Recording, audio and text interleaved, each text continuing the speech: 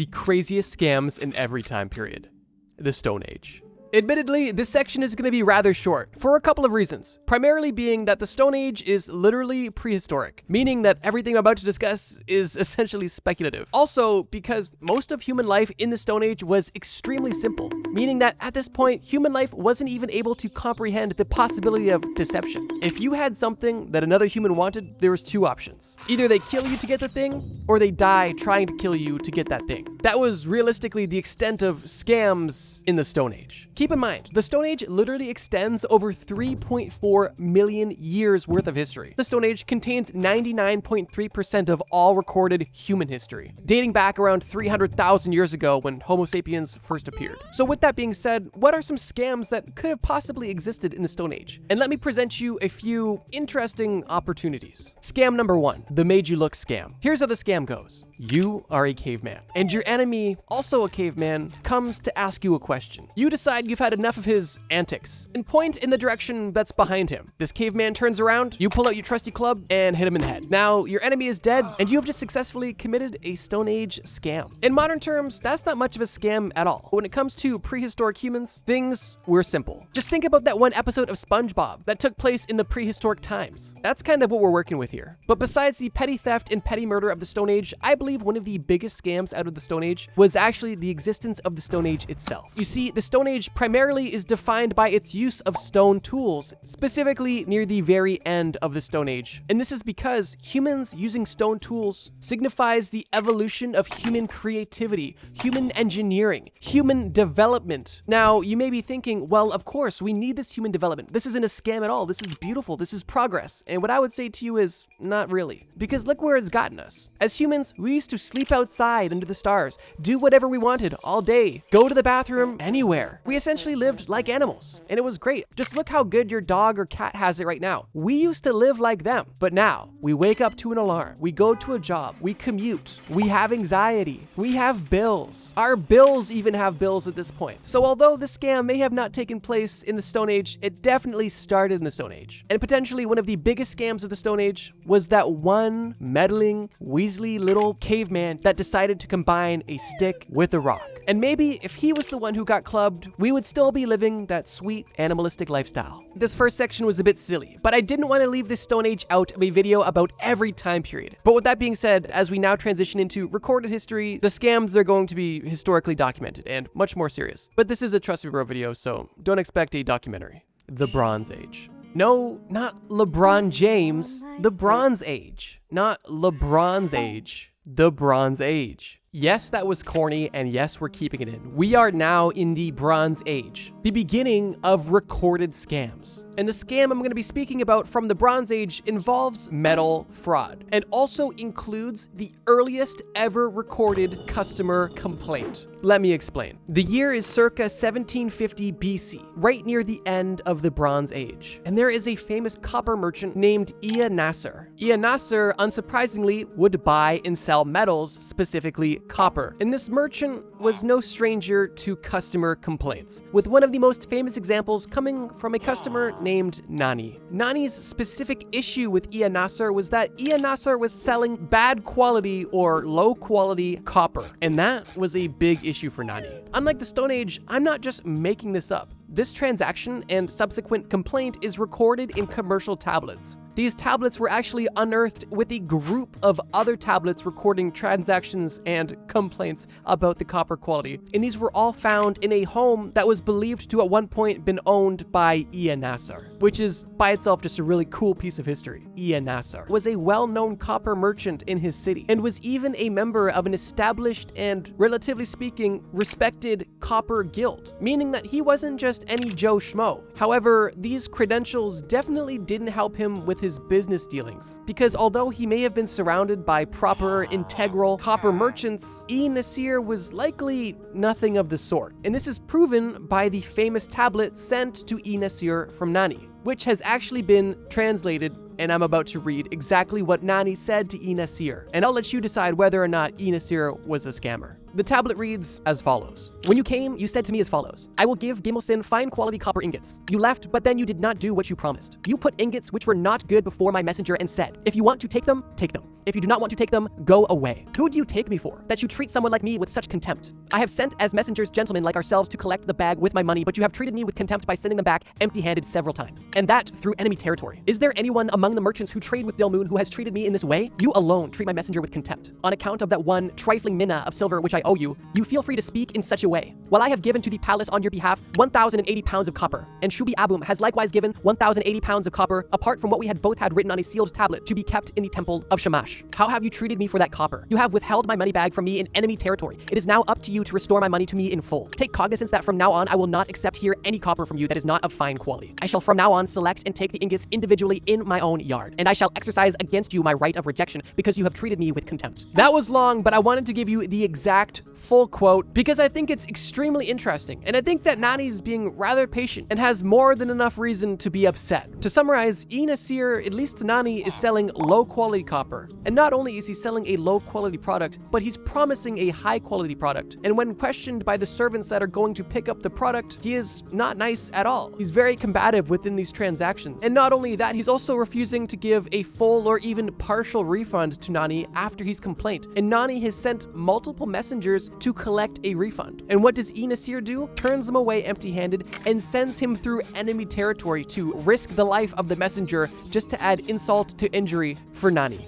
I don't know about you, but if I was Nani, I would definitely be sending somebody else to Inasir's door that wasn't a messenger looking for my money back. But even after all of this, Nani isn't even refusing to deal with Inasir anymore. He's just saying that once he gets the copper from Inasir, he's going to go through and verify the quality himself before he buys it, which is something he likely should have been doing, but I guess didn't feel like he had to be doing because he was buying from a merchant in the Copper Guild. But lesson learned on Nani's part, check your metal as you buy it. So yeah, this one tablet that was found thousands of years after it was created went on to solidify Ia Nasser as one of the most notorious Bronze Age businessmen and scammers. The Iron Age. The Iron Age is a very interesting time period, and it represents a change of power, at least in the world of metals, as the Iron Age literally represents iron becoming the prominent metal that is being mined, forged, and fashioned into tools and ornaments and armor. And the reason that transition was made is kind of a long story, but the transition from Bronze Age to Iron Age was harsh, and humanity as a whole took a step backwards before it could take 2 steps forwards as it transitioned from the Bronze Age to the Iron Age. However, the Iron Age is not free from scams, and it itself has a very interesting laundry list of scams that took place, with the one that I'm going to focus on involving silver coinage, debasement, and hyperinflation. Admittedly, the scam I'm about to discuss kind of bleeds out of the Iron Age, but I had other scams I wanted to associate with other time periods, so although this specific scam doesn't take place in the Iron Age, it definitely has its roots in the Iron Age. So I'm going to allow that technicality to make this work, because trust me, we do have some crazy scams coming up. The Iron Age is when we truly see the rise of coinage being used. During the mid to late Iron Age, we see coins being minted and being transacted with, which during this time in history, circa 600 BC, is a relatively new methodology of transacting, because up until this point, all of commerce was conducted through trade, one good for another. There was no store of value. It was simply merchandise for merchandise, no currency of any sort, at least in the form of coinage. Prior to coinage, precious metals were definitely the currency of choice, but they weren't necessarily currency, just something of value to most people, and a good way to store value efficiently, as they were non-perishable and value dense for the most part. Now, even during this time in the late Iron Age, these coins that were being made weren't even used for transacting yet. They were primarily religious objects, typically used as badges or medals. But it didn't take too long for these people that were creating these interesting, valuable medals to create something that had trade value. Specifically with ancient Greek coinage being minted by the Ionian Greeks in the late 6th century, right at the ass crack of the Iron Age. And it is believed that these ancient Greek coins were the first coins ever to be used for transacting on a large-scale basis, and they were made primarily of small silver fractions. But this recent innovation of commerce spread like wildfire through the 5th and 6th century BC, and quickly became the standard, primarily being pioneered by the ancient Greeks and other empires of the time. But this in itself isn't the scam, it's simply the context for the scam that we are about to discuss. This context is important because it anchors us to the Iron Age Age, although what we're about to discuss happens slightly after the Iron Age, and involves actually the Roman Empire. During the Iron Age, ancient Rome is established, and during the end of the Iron Age, the Roman Republic is established. And during these times, the innovation with iron is giving Rome a lot of strength and a lot of military capability. And due to the rise of ancient Rome and then the Roman Republic, we find ourselves with the Roman Empire, which, like I mentioned, isn't in the Iron Age, but we're making it count. And it's with the Roman Empire that we find ourselves with our very next scam. The scam being coin debasement. And this one scam actually ended up being a contributing factor to the fall of the Roman Empire. By the time that the Roman Empire was established, coinage was in full effect and used effectively and worked as follows. Early coinage would be made out of pure or near pure materials, typically gold, silver, and copper. These ingots would be purchased, minted, and then sold into circulation with a face value slightly above their metal value. This allowed the government to make a small profit on every coin that they minted and also allowed the currency to keep a consistent value, as it had an intrinsic value of the metal it was made out of, while it also had a face value of only slightly above that, which everyone generally accepted. Coins typically varied in value from region to region, meaning that in simple modern terms, if you had a coin that had a face value of $2, but was, made out of $1.50's worth of silver, in your region, you can trade this for $2. But if you go to a different region where they have their own coinage, they're not going to accept your coinage at face value, but they'll take it at intrinsic value, meaning that your $2 coin in this new region is now worth $1.50. And this system actually incentivized local trade, as you are going to get the most bang for your buck. But the scam we are going to discuss is the debasement of coin that happened when the government wanted to inflate the number of coins that they could produce, and they tried to do so rather sneakily. There was two primary methods of debasement when they started to use this practice. When the government would mint these coins, they would either make them slightly lighter than they were supposed to be, meaning that they would mint a coin and then shave parts off of it to reclaim small scraps, or they would simply use a poor quality metal. This would save them money and make the coins that they're minting cheaper, while they would still be selling them for the same face value, giving the government extra funds. But these methods of debasement continued and began to progress and became more and more severe. What the Roman Empire began to do was start devaluing their coins by not making them a little lighter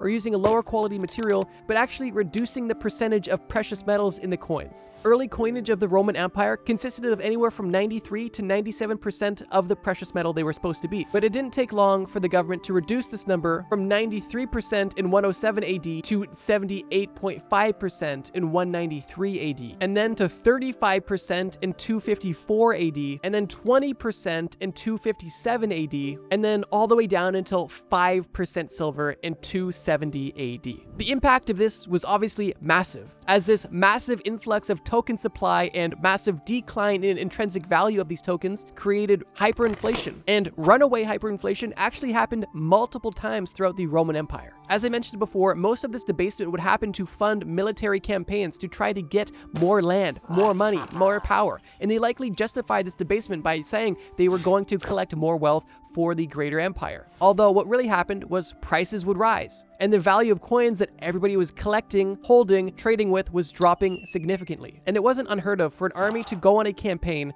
get paid their money, only to realize that once they go to spend their money, the big paycheck that they thought they had gotten is now only worth a few days' meals, which obviously put pressure between the government and the army, something that no government wants to have. I think it's important to note that in modern times, the creation of money and steady inflation is something we kind of just accept, and it's part of how our currency operates. However, at this time, each individual coin had an intrinsic value, and that was the backing of its value. And even if you paid for currency in your local region and took it to a different region, even if they did not accept your region's currency, they would still pay you what your precious metal was worth, meaning that your money could never go to nothing. I suppose to put it in a modern day context, imagine if the government just said, hey, actually it's cheaper to make $1 bills than it is to make $5 bills. So all new $1 bills are actually 5. And the government just wrote a 5 on a $1 bill. You can still see that it's a $1 bill, but you and everyone else is supposed to act like it's a $5 bill. That's going to create some suspiciousness. And even that, admittedly, is a bad analogy, because the currency that we use today all has the same intrinsic value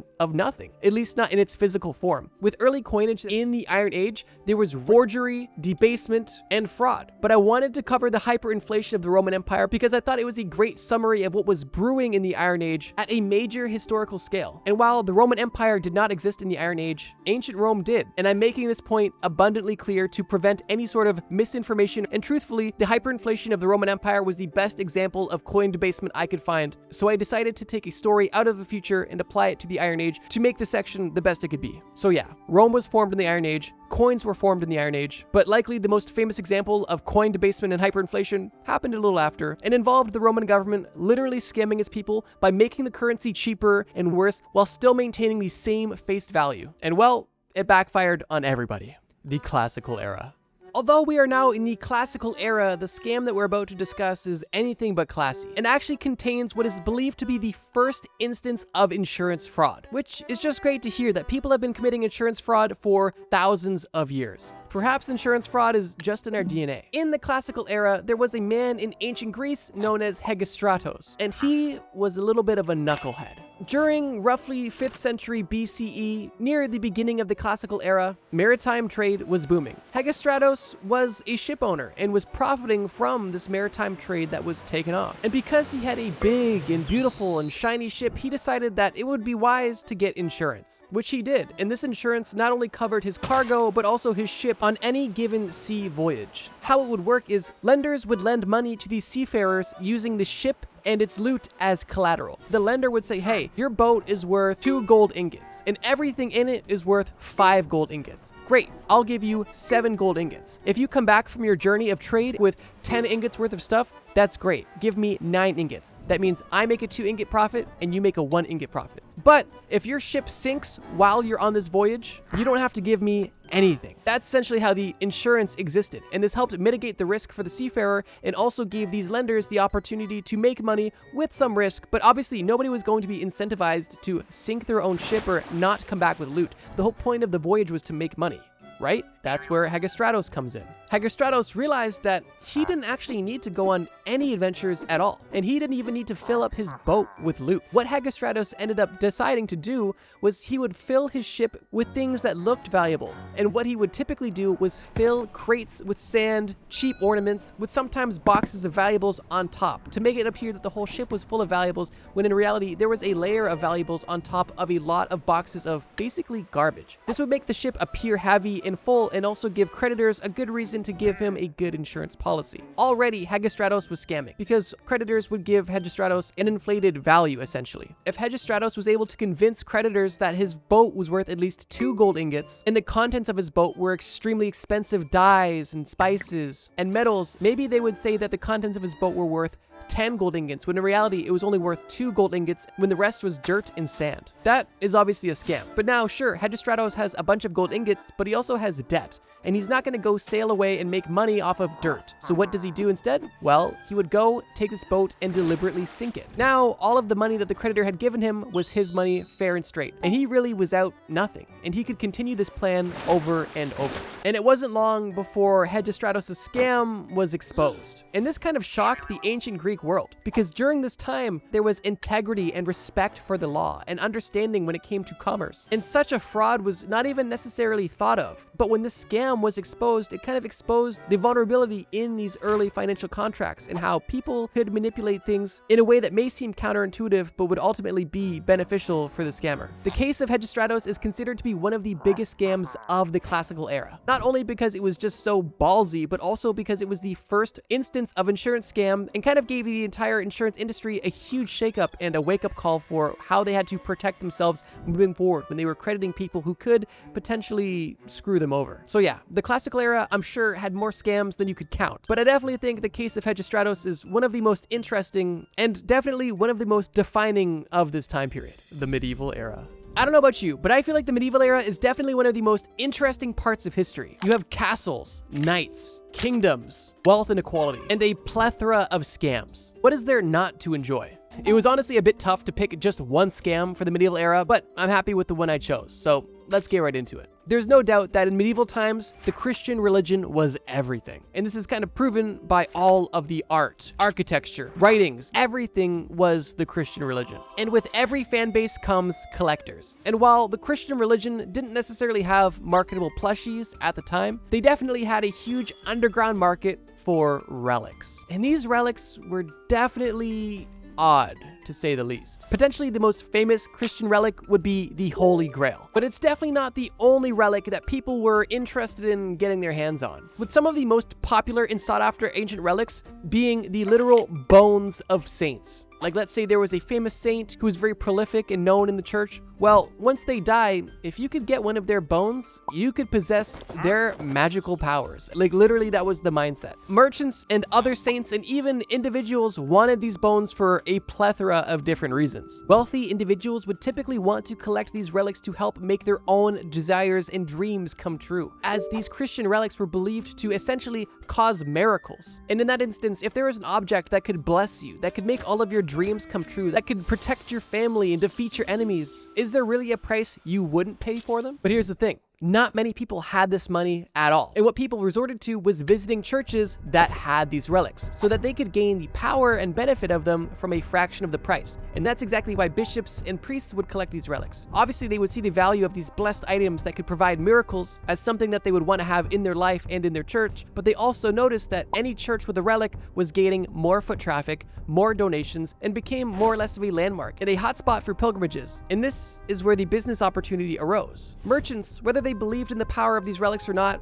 if a merchant was able to get their hands on a relic at a decent price, they could sell it to almost anybody with money for an astonishing profit. Here's the issue. As the popularity and demand grew for relics, the supply didn't really. Which was great for investors because, supply and demand, but that also gave incentive for others. The only way that a relic could really even be brought into this underground market was by a crusader who would go and reclaim the relic from the Holy Land, or a merchant who would do business in the Holy Land, hopefully trying to get a relic or something close to a relic that they could buy cheap and sell for a massive profit back in Europe. But these two methods were slow and could not keep up with demand whatsoever, which is why some interesting individuals decided to help contribute to that supply chain issue. Here's the deal. Obviously, these relics have absolutely no certificate of authenticity or receipt or any sort of tracking on where they came from. It's essentially just word of mouth. So if you were a respected or authoritative or even just a charismatic figure, you could kind of pass off anything as a relic with enough convincing. And that's exactly the scam that we are going to discuss. Fake black market Christian relics. Some famous examples of this would be fake bones. For example, St. John the Baptist was a famous saint that people claimed to have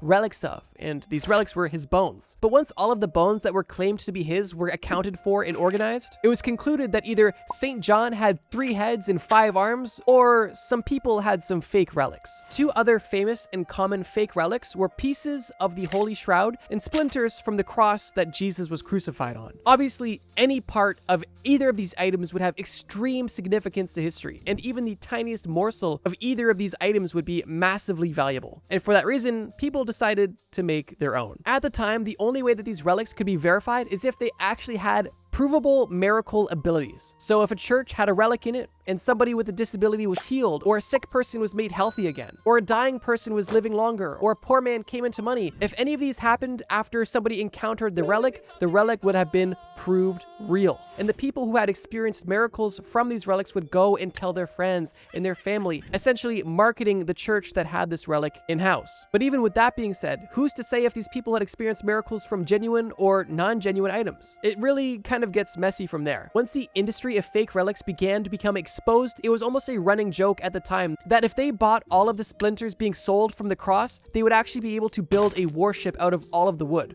If anybody tries to sell you a piece of wood telling you that it came from the cross that Jesus was crucified on, I would probably pass, or at least confirm it can do miracles before you buy it. The Renaissance era. If you've watched any of my time period videos, you would know that I've actually never covered the Renaissance era by itself, mostly because the time period itself is short and kind of similar to the era that took place before it. One of the most famous figures to come out of the Renaissance era was Michelangelo, likely most famous for his statue of David. But did you know that he got his start by scamming? Circa 1496, Michelangelo sculpted a marble sleeping Cupid. It was an extremely lifelike and beautiful sculpture that highlighted exactly how talented Michelangelo was even at an early age. But during the Renaissance era, art collectors weren't necessarily looking for modern art. They were looking for historic pieces, which typically meant ancient Roman or Greek statues, rather than new ones. So what Michelangelo did with this statue of the Cupid was he decided, instead of selling it for a cheaper price compared to the antiques, he decided to make his new statue an antique by intentionally wearing it down.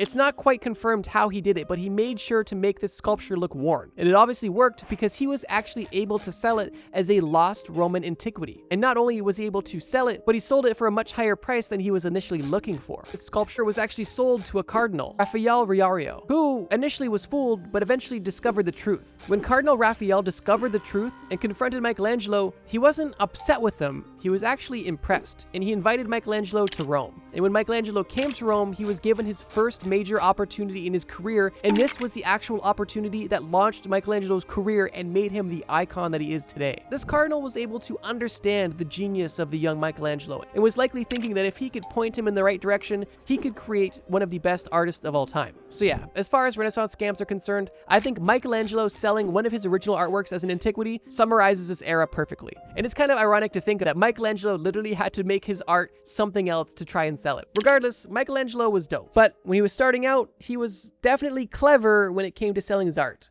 The early modern era.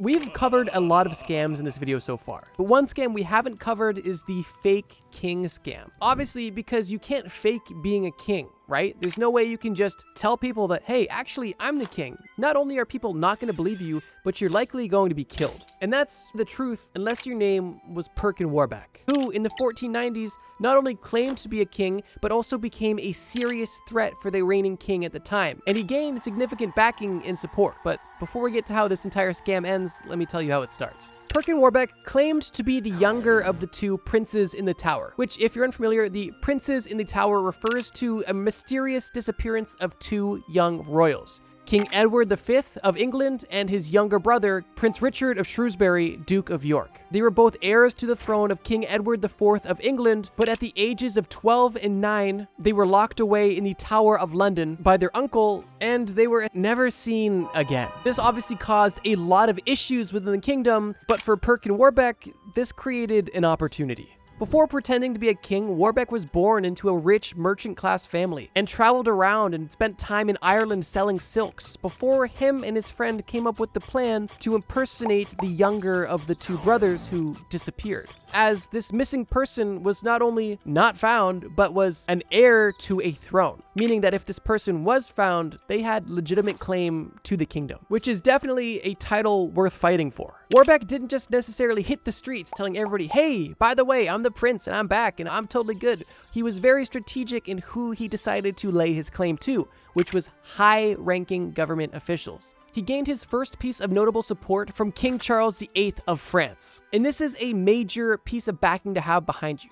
Because if the king of another country recognizes and supports you as the lost heir to a throne, you have some serious credibility to your claim. But this didn't last long. As King Henry VII, the current king, had formed an alliance with the King of France, there was no longer support from the King of France to be helping Perkin Warbeck. So we kind of had to start from scratch once again. So the next place that Perkin Warbeck went for support is actually insane, because he went to the actual sister of the lost princes in the tower, and not only did he go there to claim that he was her long-lost brother, but she bought it up. She was like, oh yeah, you are totally my long-lost brother. And now this support was likely even more valuable than the initial support, because no sibling is going to accept a faker as their long-lost sibling, right? Regardless of their beliefs or intentions, this duchess appeared to believe Perkin Warbeck, and with this support, Perkin continued his conquest to claim that he was the long-lost king. The following year, in 1493, he attended the funeral of Maximilian's father, Frederick III, where he was actually recognized as King Richard IV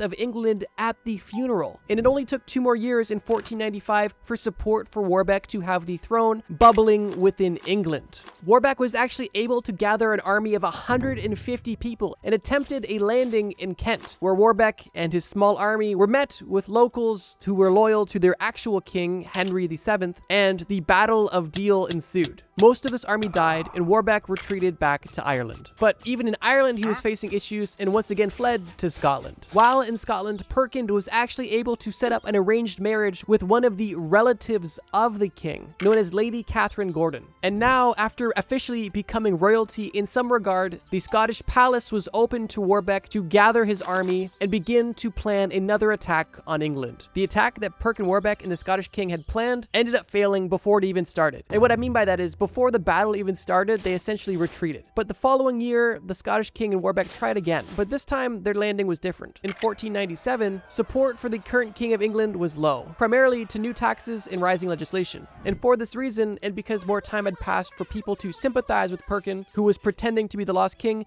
there was slightly more popularity for him on English soil. So this landing was met with some support. He actually was able to raise a rebellion and was declared King Richard IV, the person he was claiming to be this entire time. And at this point, it may have seemed that his plan was successful, and his next plan of attack was to siege the city, where King Henry VII was currently residing. And this siege failed, and once again, his men died, and Perkin Warbeck had to go into hiding once again. And he was able to flee successfully. Well, at least successfully because he escaped the battle alive, but not fully successfully, because the place that he ended up residing applied a lot of pressure to Perkin. So much pressure so that he actually ended up surrendering himself to the English government because he was promised a pardon if he surrendered instead of causing any more battles. In 1497, while being tried in front of the real king himself, Perkin Warbeck finally came clean about his elaborate scam and fake life. He told the king that he was not the prince in the tower and he was not royalty whatsoever. He straight up admitted to being a pretender because he was promised immunity for telling the truth. But obviously that wasn't the case. After this admission, he was kept close to the king and essentially imprisoned. And a year later, he actually tried to escape England, where he was caught and brought back, and at that point he was put ironically in the Tower of London, where the initial two lost princes were lost from. And it was in here where Perkin Warbeck tried to plan another escape and another overthrowing of the government essentially. That plan was uncovered and Perkin Warbeck was executed in 1499. This was a bit of a longer segment, but I wanted to go into detail because this story is literally insane. In a 9-year span, Perkin Warbeck is going from a rich kid who's just living in Ireland selling silk to, from the suggestion of a friend, dedicating the next 9 years of his life essentially on a conquest to claim that he is the long lost heir to the throne and trying to overthrow the English king, in which he almost does successfully and ends up admitting everything and then dying because of it. If that's not a scam, I don't know what is. The modern era. Unfortunately, there is absolutely no shortage of scams in the modern day, and I'm sure anybody watching this video right now could name at least 5 to 10 scams just off the top of their head. And that's primarily because of access of information. And at least today, scams are exposed quicker than they would have been at any point in history before. But that doesn't necessarily mean that they're exposed quickly enough. This video has been way longer than I anticipated it to be, and because we post every single Friday, I gotta cut it here. Creepy modern mysteries that are still unsolved. Most people don't realize how common mysteries are. Honestly, if you pay attention, you'll find mysteries all around us. Just the other day, I was sitting at a cafe when I lost one of my most prized possessions. I left my hat on my seat as I went to the bathroom for maybe 2 minutes. But when I got back, my hat was gone. But the weirdest part was that the cafe was full of people and not a single person saw who took my hat. Luckily, I have a lot of hats, and in the grand scheme of things, that wasn't really a hard mystery to figure out. But not all mysteries are as easy to crack. In fact, today I've compiled a list of mysterious crimes, events, entities, and other unsolved mysteries so perplexing that to this day they remain unsolved. And as always, this list gets scarier as it goes on. Number 1, the missing wrecking ball. In 1974, workers for the Dowling Construction Company in Indianapolis left their crane to go home, just like any other day. As usual, the 5-ton steel wrecking ball remained hanging from this crane about 200 feet in the air. The next morning, the entire wrecking ball was flat out gone. And no, it hadn't fallen to the ground, it was gone from the entire site. The whole town, along with police, were baffled by this bizarre theft and that the wrecking ball was never found. Apparently, some people criticized them for leaving the wrecking ball like that, but I mean, what else are you supposed to do? Detach the wrecking ball and roll it into a giant adamantium safe for good keeping? Also, what's the motive for stealing a 5-ton wrecking ball? According to my research, 5 tons of steel is only worth about $800. Imagine going through all of the effort of stealing a 5-ton wrecking ball and still not having enough money to afford 9 grams of gold. Part of me wonders if the reason this case went cold is because nobody really cared. I mean, if I had to spend more time tracking down a defective wrecking ball on the loose than completing the construction project with my crew, I'd probably just forget it too. I'd like to think that everyone just assumed that somehow the cable cut itself loose and the ball comically rolled 2 miles down the road at night off a cliff into the ocean. The worst part about this case is the more I researched it, the more mysterious it became. If you look up this company, you'll find that they're pretty much only known for losing this wrecking ball. And in one newspaper from the same time period, I was able to find a story with an interview from the owner of the company who lost the ball. The funniest part about the story is that Lauren Dowling, the owner of the Dowling Construction Company, said, and I quote, "I can't figure out what someone would want to do with a 5-ton metal ball." Then another newspaper I found provided a couple more details in the story. In this paper, newspaper, an interviewer named Beck Walter asked someone who knew about the story personally, "Is this story true? If so, when and where did it happen? Was the ball ever found?" Then, Sincero, the man she was interviewing, said, "It's true, according to Lauren Dowling, owner of the firm. His workers were tearing down and erecting a boys' club on the Indianapolis South Side during the summer of 1974. Just like your book says, the huge ball was hanging about 200 feet in the air from a crane at the end of the workday and was gone 8 hours later when the workers returned. The crane didn't appear to be tampered with," said Dowling, "but the ball was never recovered. What's also strange about this case is that no leads for any potential suspects were ever found, which is confusing considering you would probably need to run some seriously loud equipment in order to manage carrying a steel ball the weight of multiple cars away in the middle of the night. On top of this, the thieves left no tire tracks. Also, it didn't look like the thieves had tampered with the crane, and the wrecking ball didn't seem to have fallen because there was no crater on the ground where it would have landed. If you're open to some pretty crazy conclusions, I found some people on a mystery forum theorizing that some type of interdimensional time traveler from the future somehow teleported the wrecking ball into a different universe to save someone from a Final Fantasy style incident that was destined to kill them. So, yeah. All in all, no matter how you choose to interpret the story, although this is a tame example, the story is still rather strange. Number 2, kidnapped by Sasquatch. Nowadays, when we hear about Bigfoot, we typically laugh, but that's only because we were born in the modern day. Today, Bigfoot has become a meme, but this is only because most people in the modern era live in a town, city, or some sort of civilization that is not so rural. But for those in the past or even today who still live deep in the woods, woodland creatures are nothing to laugh at. It's easy to laugh at a mysterious creature when you're deep in the city, surrounded by humans living in a concrete building, but it's not so easy to laugh at a creature of the woods when you live in a wooden house in the middle of nowhere and you realize the creature you fear so deeply could tear the roof off of your house. These stories are stories of people alone, surrounded by woods, with truly no idea what lies beyond their small house's boundaries. When you're deep in the woods, you truly have no idea what's out there. Technology won't be there to save you. And in the times that these historic accounts took place, there was no GPS, no walkie-talkie, and no phone. The only satellites flying around Earth at this point were lonely, barren asteroids. And if you got lost in the woods, the question wasn't what your odds of dying were, it was what your odds of living were. In this time, a man had to come face to face with his own natural habitat and anything that dwells within it. When I tell you of these accounts, you have to keep in mind that these aren't just urban folklore. They are actual published accounts that resulted from real-life adventures before the internet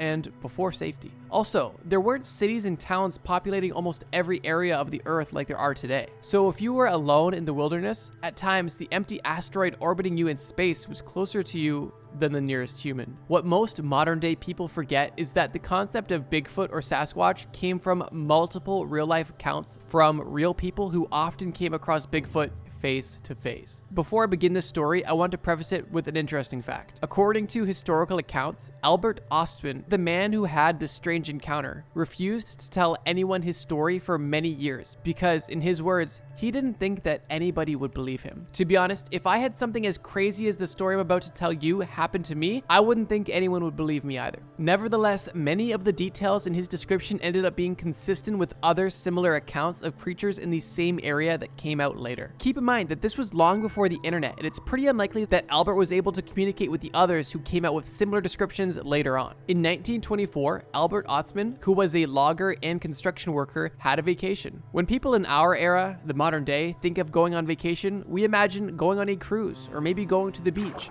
or maybe even staying at a nice lake house. But Albert was an absolute mad lad, and his idea of a vacation was searching for a lost gold mine, rumored to be at the head of the Toba Inlet in British Columbia. In all honesty, I wish I was this cool. Sasquatch or not, deciding that for your vacation, you're gonna trek through the wilderness alone, looking for a lost gold mine like you're Indiana Jones, has to be one of the more badass things I've heard in a long time. Also, sometimes I forget before video games, people just used to do badass things because they just felt like it. There was no social media, no online approval for doing something cool, nothing. People like this guy just did real life side quests because they felt like it. Anyways, apparently when he was on his way to the supposed area, an old Indian boatman warned him about, quote, huge, hairy, big people living in the mountains near the abandoned mine he was looking for. But he just shrugged it off, saying that he, quote, refused to believe old Indian fables about mountain giants. Once he finally got to the inlet where the gold mine was supposedly close to, he left the Indian boatman and started hiking. According to his account, all he brought with him was his rifle, pack sack of food, cooking utensils, sleeping bag, and a ground sheet. After hiking for about a week, he settled down at a camping spot between two big trees that happened to be next to a freshwater spring. For Albert, this campsite was perfect, except for the fact that every morning it appeared that someone or something had rummaged through his supplies and taken all of his food. Albert, being the mad lad we knew he was, instead of being scared and going home or just being plain upset, he made a plan.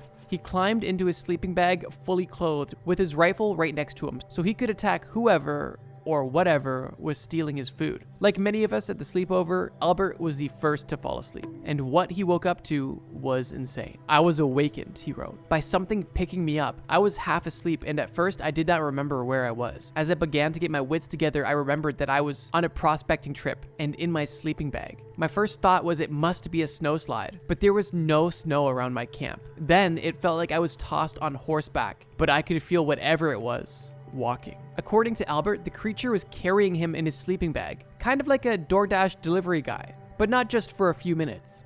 For hours. Albert apparently tried cutting his way through the bag that he was being carried in, but he was in such an awkward position in the bag that he couldn't get his knife out of his pocket. After a couple hours, the creature dropped him down, and he heard multiple creatures talking to each other in a weird language that he couldn't understand. At dawn, he finally mustered up the courage to struggle out of his bag and found 4 people who were, quote, covered in hair and wearing no clothes at all. Finally, he realized that the Indian guy on the boat who tried to warn him was right. These were the Sasquatches. As the sun came up, he saw that he was in a valley with mountains all around, and it became apparent to him that the 4 people were some type of Sasquatch family. According to Albert, there was, quote, an old man, old lady, and 2 young ones, a boy and a girl. These creatures didn't do anything to hurt him, but it seemed clear through their behavior that they were, as Albert put it, intent on keeping him. Interestingly, the guy in this story states that he thought that they were human, although they had almost inhuman proportions. This is a summarized quote of what Albert saw. The young fellow might have been between 11 and 18 years old, about 7 feet tall, and might weigh about 300 pounds. He had a wide jaw and a narrow forehead that slanted upward. The hair on their heads was about 6 inches long. The hair on the rest of their body was short and thick in places. The woman was over 7 feet tall. She could have weighed about 500 to 600 pounds. She had very wide hips and a goose-like walk.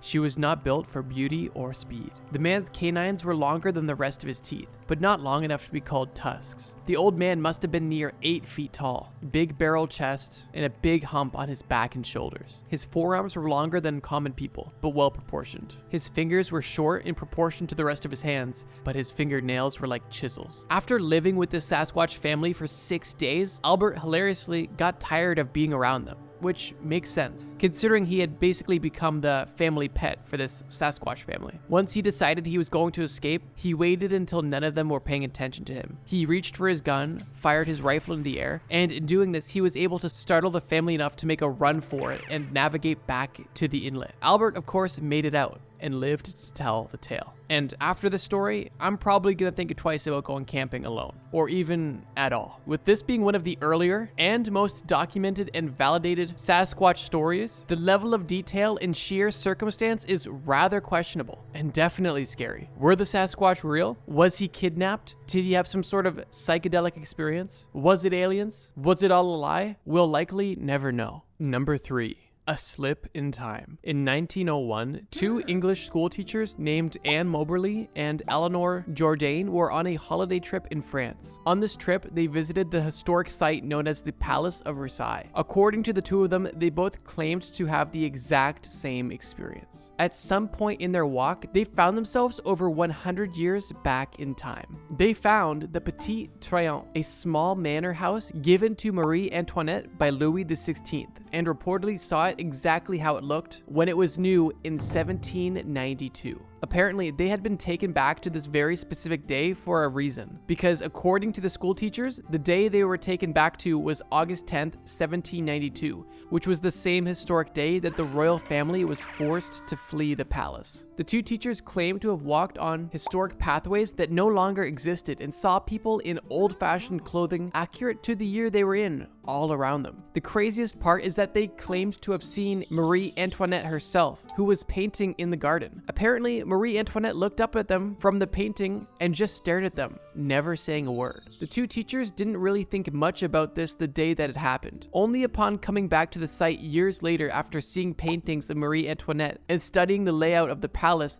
they had realized that the palace they were exploring in 1901 was not from 1901. Skeptics of this story claimed that they must have just walked into a costume party that day, but no historical record was ever found of there being a costume party on that specific day. Despite skepticism, the two ladies stood their ground until their death. Part of me just thinks somewhere at this museum site there was some sort of 19th century hippie working there, and when he saw two school teachers getting ready for their afternoon tea, he slipped in a little Salvinorin B methyloxymethyl ether. Jokes aside, this is either the craziest thing I've ever heard or the dumbest thing I've ever heard, and there is no in between. The two interpretations of this story are: 1, two half-drunken school teachers stumbled into a Marie Antoinette costume party or some sort of play and thought that the actor playing Marie Antoinette was actually Marie Antoinette. Or secondly, two school teachers were walking around a historical site and accidentally walked right into the entrance of a wormhole at the exact time some type of interdimensional being opened it up to transfer time periods, sending them back past the back rooms and right into the year 1792. Then the interdimensional time traveling entity was sweating bullets because normal humans were not supposed to be able to get this back in time. So the creature had to go back to the same day, find the two teachers, and bring them back into the present day before they talked to the queen and ruined the entire space-time continuum.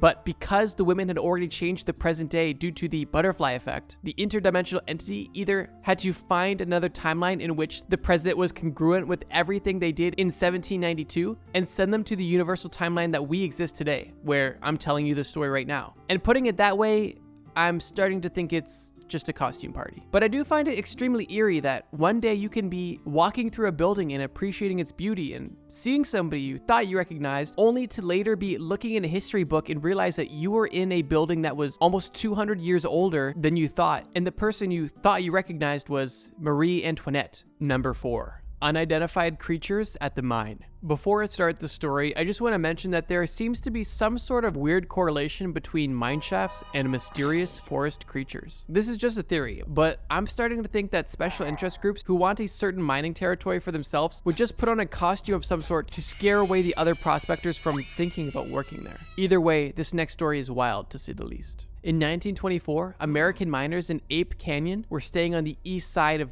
Mount St. Helens in the state of Washington. One morning, deep in the woods, Fred Beck and his group of prospectors saw something that baffled them. Around the cabin they had just slept in, they noticed huge human-like footprints that appeared to have been walking around their cabin that night. The worst part about this is this wasn't the first time. The other times this had happened, the prospectors shrugged it off, as if maybe another crew member was playing a prank on them. I mean, other explanations just didn't make sense. Their cabin wasn't in a town, and as far as Mr. Beck knew, there wasn't anybody else around. Weird. But the men carried on with their day, trying not to think about it too much. After a couple of weeks went by with no strange occurrences to be seen, Beck and most of his crew were feeling less tense. I guess it hadn't been a big deal after all, but Beck couldn't shrug this feeling, the feeling that him and his crew were being watched. Then, one day, they were caught off guard. Sitting on a log and eating lunch, one of the men joked about his friend slipping and nearly falling on a squirrel. Beck, lost in laughter, looked to the side to catch his breath, and in an instant, he froze. Cold adrenaline coursed through his head,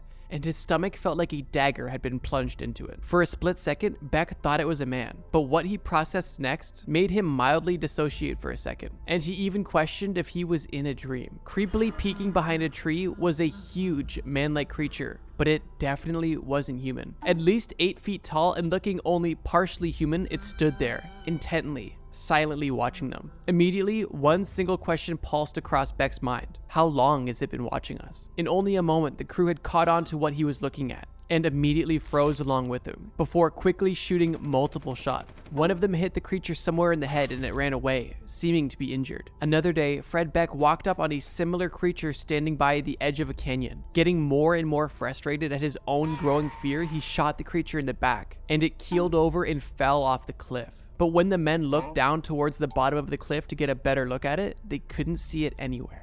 That night, however, Fred would soon regret his actions, because little did Fred know that whatever those things were, they would soon seek retribution. You see, by now, most of his crew had abandoned the assignment. They came here to be surveyors and miners. Nobody was getting paid any hazard pay to risk their lives being around these mysterious half-human creatures that wouldn't stop following them. With only a few men that night in his cabin, Fred was awakened, and he wrote, quote, "At least 2 creatures attacked our cabin that night, battering the roof and walls in an attempt to break in. The creatures were able to break a hole in between 2 logs of the cabin. All the while, large thundering strikes could be heard from their rooftop in an attempt to break a hole through it. Luckily, our cabin and its roof were built strong enough to resist snowfall. Even after we made repeated shots out of the cabin hole, the creatures violently persisted, at times wedging their huge hands in between the holes in an attempt to yank our cabin walls apart. 5 hours of relentless beating on the cabin later, the creatures gave up and left the site. Outside, the prospectors found the ground torn up with huge footprints all around. After this, Fred and his crew left for good, abandoning their mine, their cabin, and the mining area entirely. Fred had a pretty high tolerance for many things throughout his life in the mining business, but this was not one of them. All in all, the series of events has never been explained, nor did Fred or his crew ever get a photo of the mysterious creature. The most plausible explanation is this was probably a remote tribe of some type, but that wouldn't explain all of their inhuman characteristics. Either way, if I was Fred, I would have been packing my bags 2 minutes after the first encounter, so props to him for carrying on with his job even after most of his crew left. I'm not sure if he's extremely brave or extremely dumb, but regardless, he's got bigger balls than me and a crazy mystery that's still unsolved. Number 5, killed by a chicken. This story really demonstrates the power belief can have on your body. Deep within the Congo in 1682, an Italian missionary named Father Jerome heard an interesting story about a man who died from his own superstition. During the missionary journey, a young local from the Congo, who we'll just call Zuri, had a sleepover with his friend. Then, in the morning, his friend caught a wild hen and made it for breakfast. Now, for some context, according to the superstitions of the local tribes in the area, young people were absolutely forbidden to eat a wild hen. Now, back to Zuri. When he saw the chicken for breakfast, he asked his friend if it was a wild hen or a farmer's hen. Zuri's friend really didn't feel like going out to find another hen to make, so he lied to Zuri, telling him it was a farmer's hen, when in reality, it was a wild hen. Here's the crazy part. Multiple years later, when the two friends met again, Zuri's friend asked him if he wanted to eat a wild hen. Zuri said, "Are you kidding? I was solemnly warned by a magician to never eat a wild hen." The friend immediately laughed and said,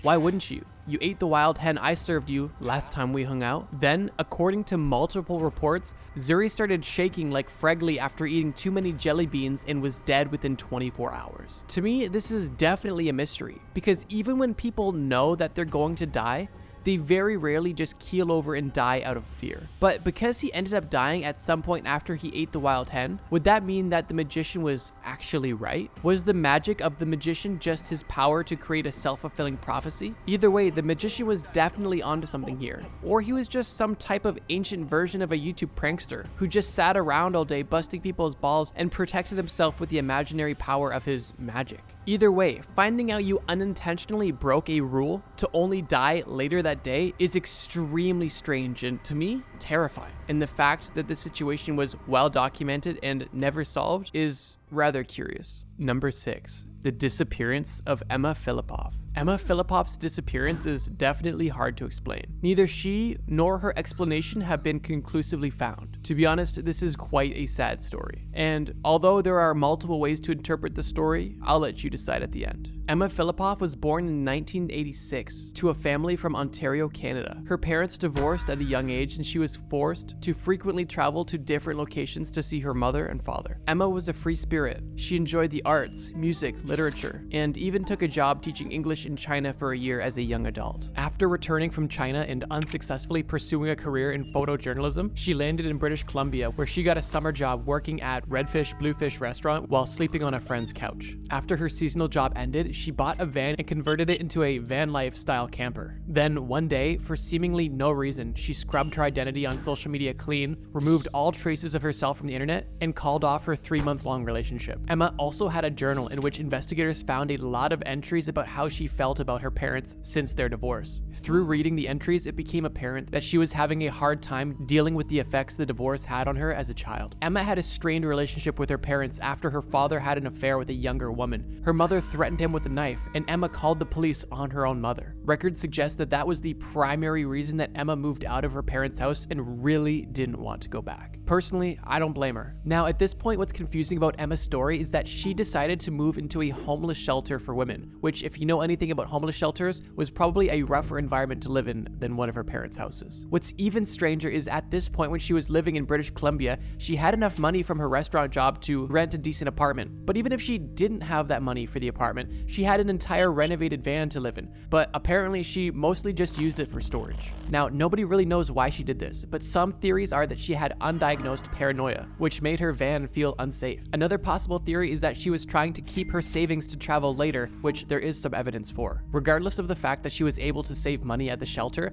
Emma was consistently paranoid and anxious at the shelter as well. Staff members allegedly reported that one time she took the furniture and appliances out of her room because they were, quote, telling her things at night. But to be fair, these claims have been contested by others who say that the staff just wanted to portray Emma as a crazy, mentally ill individual in order to alleviate themselves of any personal responsibility. One strange thing about Emma is that it seemed as if she couldn't make her mind up about anything. For example, a couple days before her disappearance, she hired a truck driver to tow her camper van back to Ontario from British Columbia. But the day he showed up, she quickly changed her mind and claimed that she didn't have the money to do it. Then, to make matters stranger, 2 days after this, she called her mother and said she wanted to come home, urgently asking her mom to fly in and come get her. Then, just a couple hours later, she called her mom again to tell her that she changed her mind and wasn't coming home anymore, telling her mom, quote, "I don't know how to face you." Considering how ominous and vague this sentence was, Emma's mother was concerned about her daughter's seemingly erratic behavior, so she booked a flight herself that day to come and help her daughter. After this, her unusual behavior continued.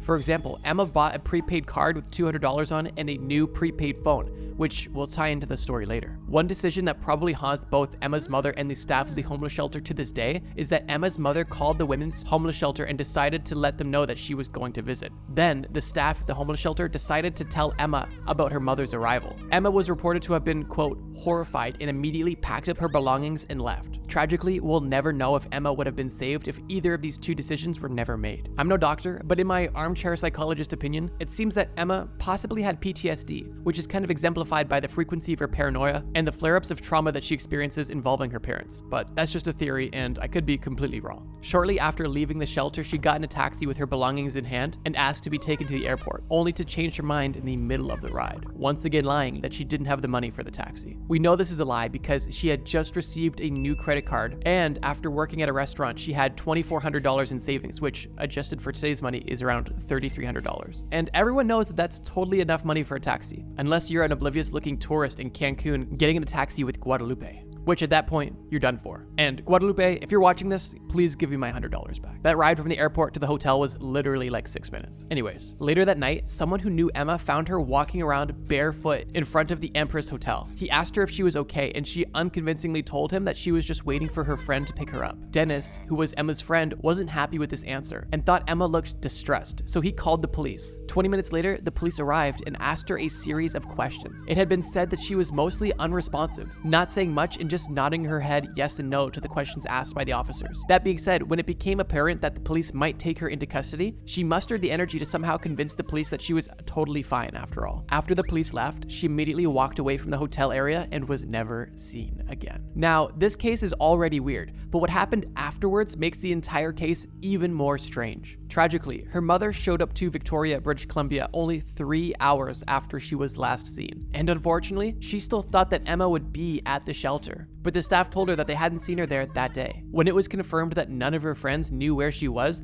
declared a missing persons by the police. Remember that $200 prepaid card that Emma had bought? Well, a lead opened up when it was used at a gas station not far away. Unfortunately though, it just turned out to be some random guy who eventually confessed to have found it on the street. Later, another suspect was discovered. A man by the name of Julian Julian Heward, who apparently had a romantic interest in Emma. Strangely though, it was confirmed that he saw Emma at 10 a.m. that day, but like everyone else, he reported Emma to have been acting unusual, because when he asked her what she was doing, she just didn't answer. After all of the leads were exhausted, the case went cold. Then, seemingly randomly, about 2 years after she disappeared, a man in a green shirt with a prosthetic leg was reported to have torn down a missing poster of Emma in a restaurant and thrown it on the floor. Right after doing this, he yelled, quote, "It's one of those missing persons posters, except she is not missing. She's my girlfriend and she ran away because she hates her parents." The staff immediately called the police, who arrived 2 hours later. And to this day, the best possible lead for this case has never been identified. Another interesting piece of the puzzle is that 6 years after her disappearance, a man named William came forward with a confession that after Emma was last seen, he picked her up from the side of the road because it was raining and he wanted to help her.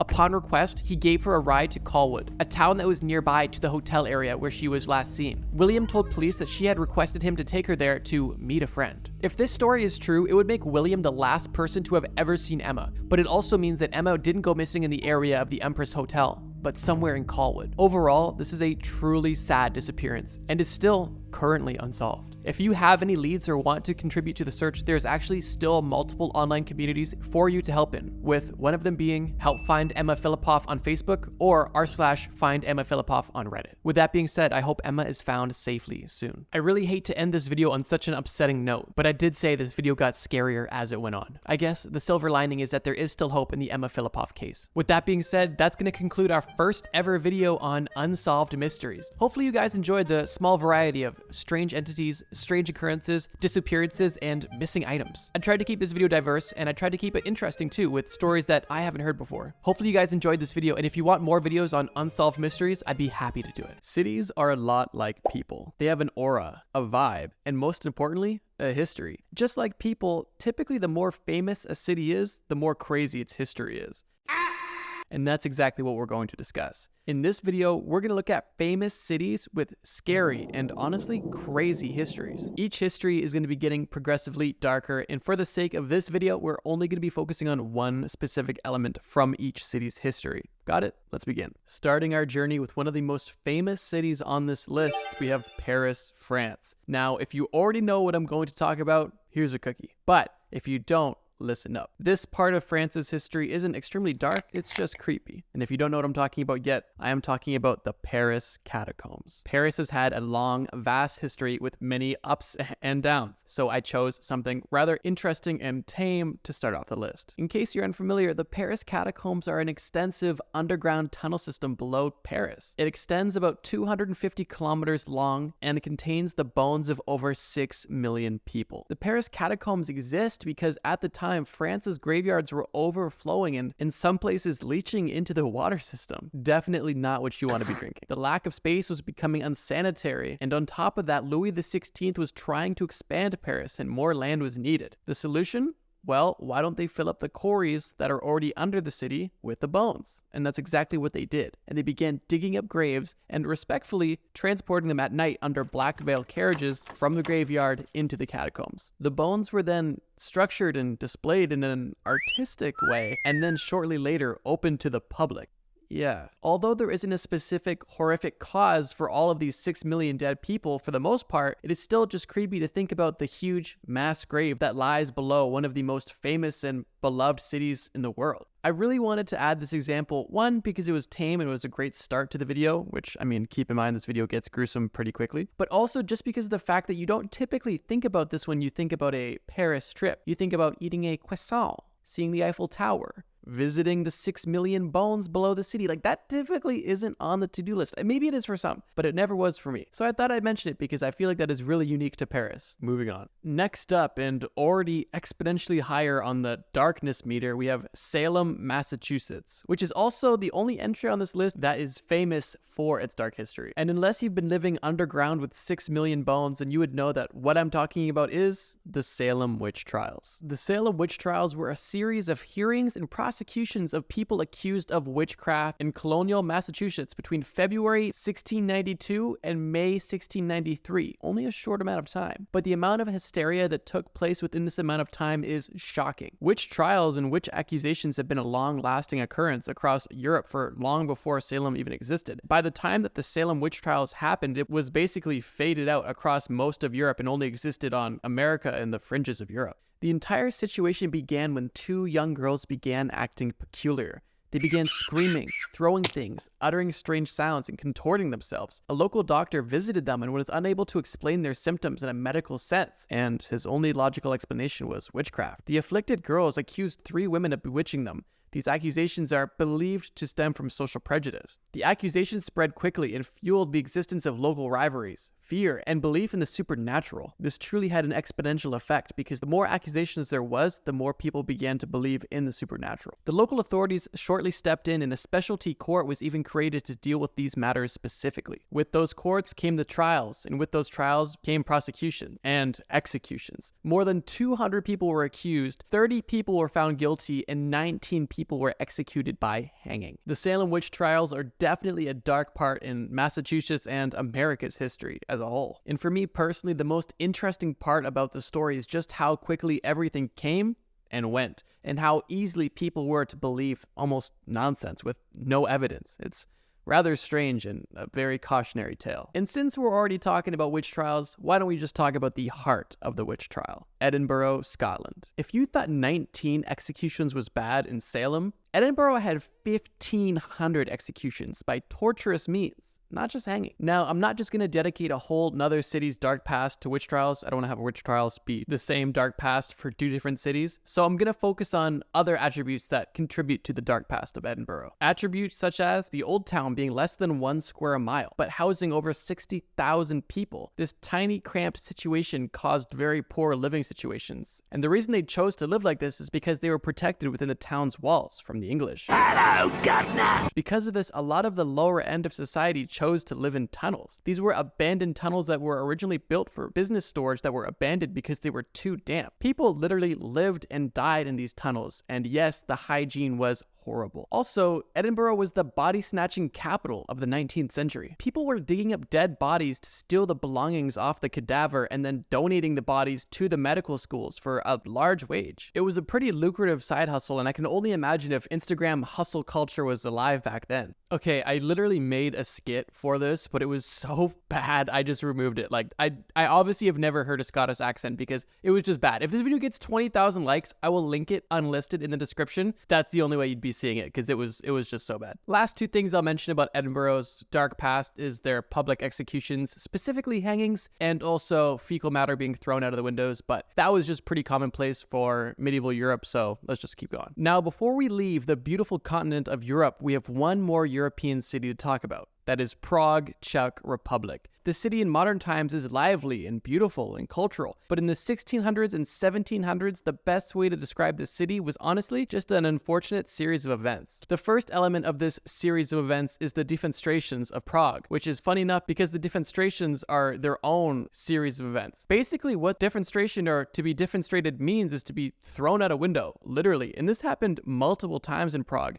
In 1419, in 1483, and in 1618, multiple members of parliament were thrown out of the window by disgruntled members of the public. No, please! Each of these defenestrations had rippling effects through society at the time. But I want to focus on specifically the defenestrations of 1618 because I believe they had the biggest effect on the city of Prague. Almost immediately following the defenestrations in Prague, being thrown out the 3rd-story window, this led to the conflict that is known as the 30-Year War. And before you guys ask me how long this war lasted, I honestly don't know. I couldn't find the research. But only 3 years into the war, in 1621, 27 Czech leaders were executed in the town square, and several others were exiled. The war led to the Battle of Prague, further devastating the city and reduced its population from 60,000 people down to 20,000 people. That's a 60% drop in only a few years' time. And if you think that's bad, only a few years after that, in 1689, a huge fire destroyed most of the city. And then after that, finally in 1713 and in 14, one of the last major outbreaks of the plague afflicted the city, killing more than 12,000 people. It's safe to say say that if you were alive for that century of Prague's history, you were not having fun. If for whatever reason your darkness meter isn't quite satisfied yet, it's about to be. The next three on this list are vile. With that being said, we're moving our show over to the Middle East, specifically Baghdad, Iraq. Although extremely recently, Iraq has had a plethora of issues, from their struggles against ISIS to last decade's war with the Americans, and even before that, their encounters with the British. Hello, Governor. That's not what I want to talk about. What I want to focus on specifically in Baghdad's past is the siege of Baghdad in 1258. This specific siege was a pivotal and devastating event during the Mongol invasion of the Islamic world. This siege was led by Genghis Khan's grandson. At the time, Baghdad was considered one of the most prosperous cities in the world and was known for its cultural and scientific achievements. Although after a relatively short siege, the city fell to the Mongols. The Mongols sacked the city, destroying its libraries and its House of Wisdom and all of its infrastructure. The caliph was captured and later killed, and this was honestly a symbolic end to the Islamic Golden Age. The death toll of the siege and the sacking of the city was estimated to be in the hundreds of thousands, making it one of the most catastrophic events in the history of the Middle East. The fall of Baghdad significantly weakened the Muslim world, leading to political fragmentation and making it more vulnerable to future conquests. This event has had a lasting impact on the region and is often cited as a turning point in Middle Eastern history. The darkest part about this, in my opinion, is definitely the long-term lasting effects of this siege. The death and torment of the hundreds of thousands of people on its own is horrible and cannot be forgotten or neglected.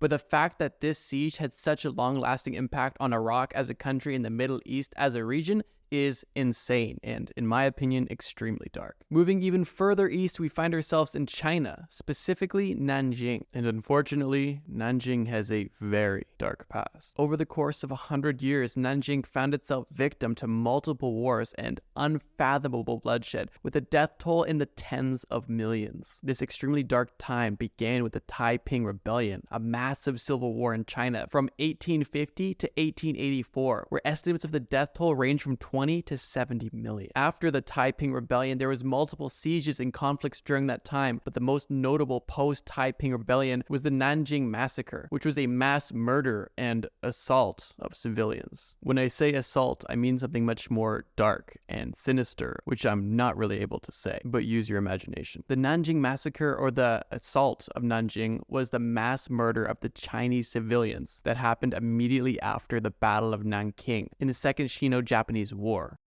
This massacre began on December 13th, 1937, and the massacre lasted 6 weeks long. The perpetrators, the Japanese Imperial Army, committed such vile war crimes such as mass assault, looting, and arson. The massacre is considered to be one of the worst wartime atrocities of all time. The Japanese army had quickly pushed through China after capturing Shanghai in November 1937, but in early December, it was on the outskirts of Nanjing. The speed of the army's advance was likely due to the commanders allowing looting and the assault on the way. Unfortunately, by the time the Japanese military reached Nanjing, the Chinese military was not in a place of defense. Once the Japanese troops reached the city, they faced minimal resistance and ran entirely unchecked. Chinese soldiers were rounded up and executed, and that's where the lawlessness truly began. Due to this unchecked power and other factors, the death toll is estimated to vary from 40 to 300,000, and there is estimated to be anywhere from 20,000 to 80,000 assaults. The International Military Tribunal for the Far East and its findings estimate that 200,000 murders and 20,000 cases of assault took place. For obvious reasons, I won't be getting into further detail, but this specific century was a horrible time for China, and this specific massacre was hell on earth for any resident of Nanjing. Our final entry on the list brings us back to Europe, specifically Russia. Where? St. Petersburg, or as it was formerly known as, Leningrad. If you're familiar with World War II, you know it's coming. If you don't, buckle up. The Battle of Leningrad, or the Siege of Leningrad, was a prolonged military blockade undertaken by the Axis powers against the Soviet Union. Germany's army advanced from the south, while Germany's allies, the Finnish army, invaded from the north. Both groups created a ring around the city, cutting off all supplies. This barricade lasted for 872 days and became the longest and most destructive sieges in all of history. An estimated 1.5 million people died as a result of this siege, and at the time, it was not classified as a war crime, although in the 21st century, some historians have classified it as a genocide due to the intentional destruction of the city and the systematic starvation of the civilian population. Germany wanted Leningrad specifically because of its cultural cultural significance to the Soviet Union, and they were willing to do anything to get it. They motivated the Finnish army to join in on the battle by offering them part of the land once the siege was complete. Although they had every intention of taking the land, they didn't want to destroy it, and for a few reasons they didn't invade in the same manner as they did elsewhere via the Blitzkrieg. It's hard to truly get into the details of this story without getting too in the weeds about World War II history, but let's just boil it down to this. For over 2 years and 4 months, a city was surrounded by enemy forces with consistent fighting and no supplies in or out. The civilians were starved to death and frail, and over the course of this almost 2.5 years, 1.5 million people died. Today, the city is beautiful, vibrant, and cultural, but not long ago, millions of people were dying by starvation and war in one city, in one battle. If that's not dark, I don't know what is. The scariest mythical creatures that probably existed. That is exactly what we're going to be talking about today, and this list is spooky. If you're new here, this is actually the 3rd video in my Scariest Mythical Creatures series, but you don't need to have watched those videos to understand this video. Each of my mythical creatures videos is a new list, and just like the other list, this list starts scary and gets even scarier as the video goes on, and all of these creatures are from different parts of the world. Let's begin. Starting off in the birthplace of freedom, we have Mothman from the US of A. Mothman is one of the most recently discovered creatures on this list, with his story only originating in 1966, relatively recently compared to some of the entries on this list. Mothman was first spotted in the small town of Point Pleasant, West Virginia, but his legend has grown immensely over the years. Early witnesses described Mothman as a large black creature with glowing red eyes, 7 to 10 feet tall and muscular. They claimed it appeared bird-like in nature, but was much too big to be a bird. Something interesting about the Mothman lore is that sightings really only took place from November 15th, 1966 to December 15th, 1967, meaning that there was only about 13 months of sightings. December 15th is actually a pretty significant date when it comes to Point Pleasant history. It was the date of a rather tragic event. The Silver Bridge, also known as the Point Pleasant Bridge, a bridge that connected West Virginia and Ohio, collapsed. Not only did it collapse, but it collapsed during rush hour traffic. This resulted in the death of 46 people and the permanent loss of 2 bodies. Now, why am I bringing up the Silver Bridge incident? Well, it's because in 1975, the book by John Keel, The Mothman Prophecies, claimed that not only was there paranormal events related to the sightings, but that there was also a connection to Mothman and the collapse of the bridge. To me, that's a pretty serious claim. During the 13 months of active Mothman sightings, there was hundreds, and later on it was revealed that there was over 100 people that were too scared to even admit that they saw the Mothman. With that being said, I put Mothman as number 1 on the list because I believe that he is definitely scary, but his intentions are too unknown to be truly evil. Although some things have been attributed to him, the only real claims that can be made against him is that he was standing there menacingly, and also the fact that he would potentially bang on the roofs of teenagers' cars. If you've seen any of our other videos, you know that these are extremely tame actions for a mythical creature, and I also believe that the Mothman could have very well existed simply because of all of the evidence there is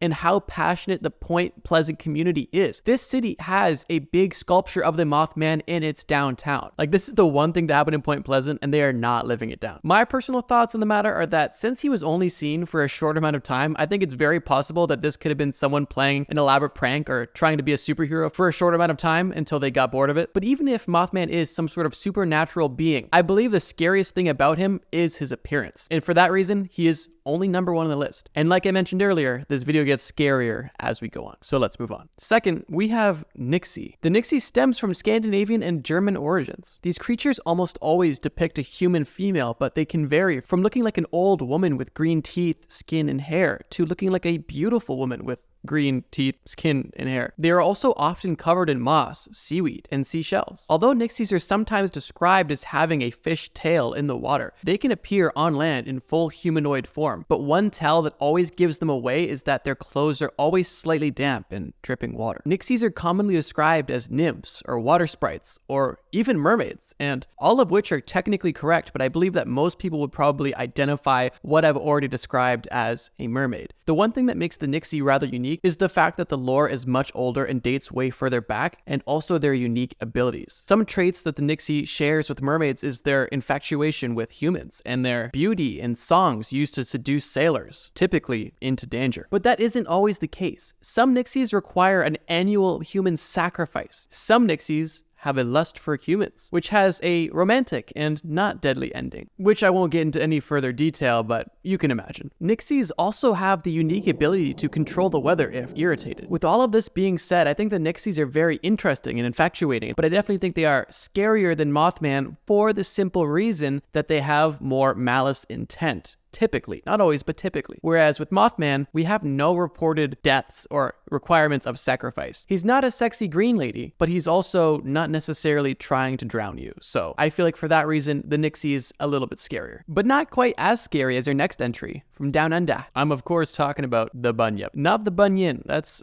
something else. The Bunyip. Originating from Aboriginal mythology of southeastern Australia, the Bunyip is described as an amphibious creature lurking in waterbeds, swamps, creeks, and other watery places. Although physical descriptions of the Bunyip vary drastically, the most common descriptions typically include a round head, an elongated neck, and the body resembling an ox or a hippopotamus or even a manatee. The Bunyip has also been reported to make roaring or booming noises. The Bunyip inhabits and protects these shallow waters and preys upon anyone who dares go near them. One thing that I find pretty ironic is that the Bunyip sometimes is described as having glowing red eyes and also drowning people. So if you really think about it, it's kind of a combination of Mothman and Nixie, the best of both worlds. Or the worst, I guess. The story of the Bunyip and different accounts and drawings have existed for hundreds of years, adding a lot to its validity of its actual history. And although it's never been proven to exist, there are many that would argue the Bunyip is very real. That, combined with the fact that the Bunyip is definitely the most violent creature so far on the list, I'd have to give it the number 3 spot. Any huge creature with huge claws, glowing red eyes, chilling in the water, just waiting to rip you to shreds is pretty scary in my book. The Bunyip is terrifying, and who knows? It might just be real too, but let's hope not. Next up, we have what may be the silliest little guy on the entire list. We have the Tokoloshe, or the Tikalosh from South Africa. Physically, the Tokoloshe resembles a dwarf-like or even goblin-like water spirit. It is a mischievous and evil spirit that can become invisible by only drinking water or swallowing a stone, which is weird. Could you just imagine like 2 Tokoloshes? It's like their time to go be mischievous, and one of them's like, hey, let's go invisible, let's go drink water, and the other guy's just like,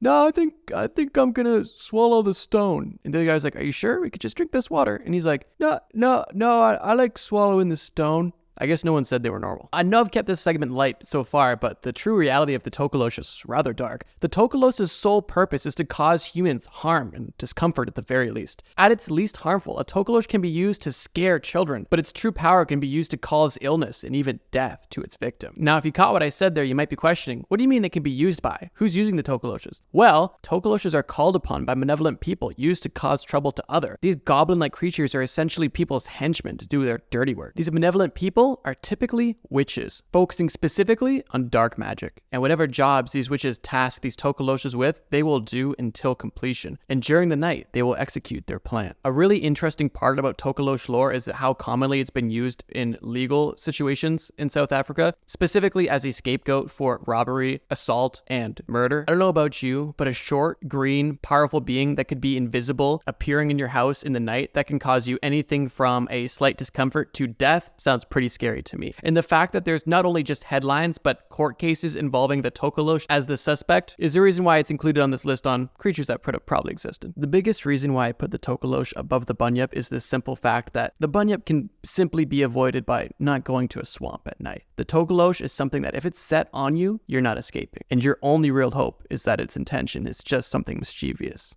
and not worse. But it gets worse with our next entry, El Silbón, or the Whistler. El Silbón is a Colombian and Venezuelan folklore creature who might have the worst backstory we've heard yet. The legend states that El Silbón started as a young boy who was a spoiled brat whose parents catered to his every wish. One night he demanded his father hunt him a deer as it was his favorite meat, but his father didn't return home that night with the deer. The son killed his father and cut out his organs. He gave these organs to his mother to cook for dinner. His mother cooked them, and as they ate them, she realized the meat tasted off. She began to ask where her husband was, and she soon put the dots together. Obviously, she was shocked, and things did not go well. The mother cursed her son for eternity, and afterwards, his grandfather had ordered him to be tied up to a post in the middle of the countryside.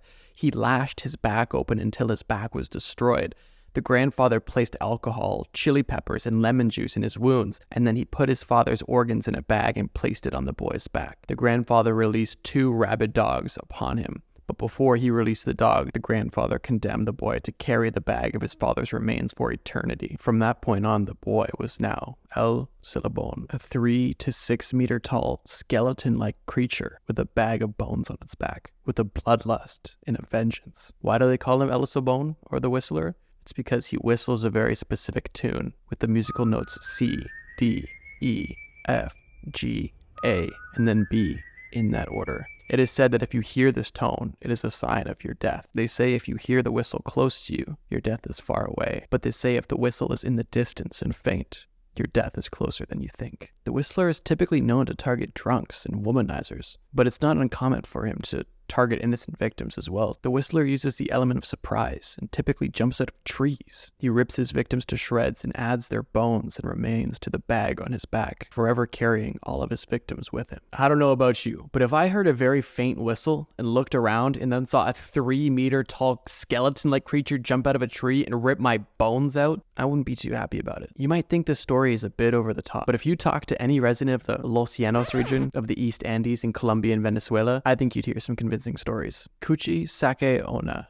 the slit-mouthed woman. That is the second last entry on this list, and one of the most terrifying by far. The slit-mouthed woman is a malevolent figure from Japanese folklore. She is described as a malicious spirit in the form of a woman with long, straight black hair, pale skin, and scissors or some sort of sharp object in her hand. She is otherwise beautiful, but if she removes her mask, you might change your opinion. Encounters with the slit-mouthed woman are simple but gruesome and go something like this. You see her and she stops you in your tracks and asks you, "Am I pretty?"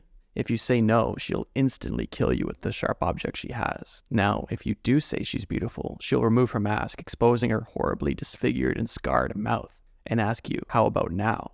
If you tell her no, she will use the sharp object to kill you. But if you agree that she is still beautiful, she'll only disfigure your face to look like hers. Some believe the split-mouthed woman is a victim of violence and only seeking vengeance. Others believe that she is a yokai and this is her natural form. If the death and face mutilation wasn't scary enough to justify her position on the list, consider this. This is the only mythical creature that requires you to talk to a woman. And if that's not scary, I don't know what is. Now, we've finally made it to the last entry on this list. This is one of the most requested creatures by far ever since I released my first video, which if you haven't seen, watch it after this. Keep in mind, this is only the third installment. This is an ongoing series on the channel, and if you want to see more creatures, please comment them below. I want to make as many videos as you guys want to watch. Now, with that being said, let's get into our final creature. Not actually into it, unless that's what you're into. Regardless, our final entry is, and I can already feel some of you guys losing it right now because I'm finally talking about it. It's the Manananggal. Everybody who commented this on all of my videos must have been on a mission to give me nightmares because this is by far, almost inarguably, the scariest mythical creature of all time. At least it's gotta be up there. It's definitely the scariest one that I've covered so far. If you're from the Philippines, you know what I'm gonna be talking about. But if you're not, let me just give you a sample of the Manananggal. As you could have guessed, the Manananggal is a Filipino creature. And believe it or not, that's not the scariest part. I'm joking. The Manananggal has large, bat-like wings, a long, thin tongue, vampire-like teeth, and werewolf-like claws. Also, it's not wearing pants. Why? Because it doesn't have a bottom half. The Manananggal's organs and innards are simply dangling from below itself. To be fair, it does have a bottom half. It can just remove it at any time. During the day, the Manananggal are said to be beautiful women who live normal lives that can even be married or in relationships. But at night, they show their true form. Their arms turn into their wings, and they separate their torso from their legs, leaving their organs hanging as they fly through the night sky. They prey on sleeping people, and their favorite victim are pregnant women. They insert their long tongue into their victim, and in the case of pregnant women, they eat the fetus. And in the case of men, they eat their organs and drink their blood. Now, I don't think there's necessarily a question of why the Manananggal is so terrifying and disgusting. But you may be thinking, is this really something that probably existed? Well, let me offer this. Scholars claimed that there are architectural elements changed by the fear of the Manananggal, specifically in rural regions. Two primary changes include slanted roofs to prevent the Manananggal from landing on it, and strategically placed windows away from bedrooms for reasons you can probably assume. Crazy missing persons cases that are still unsolved.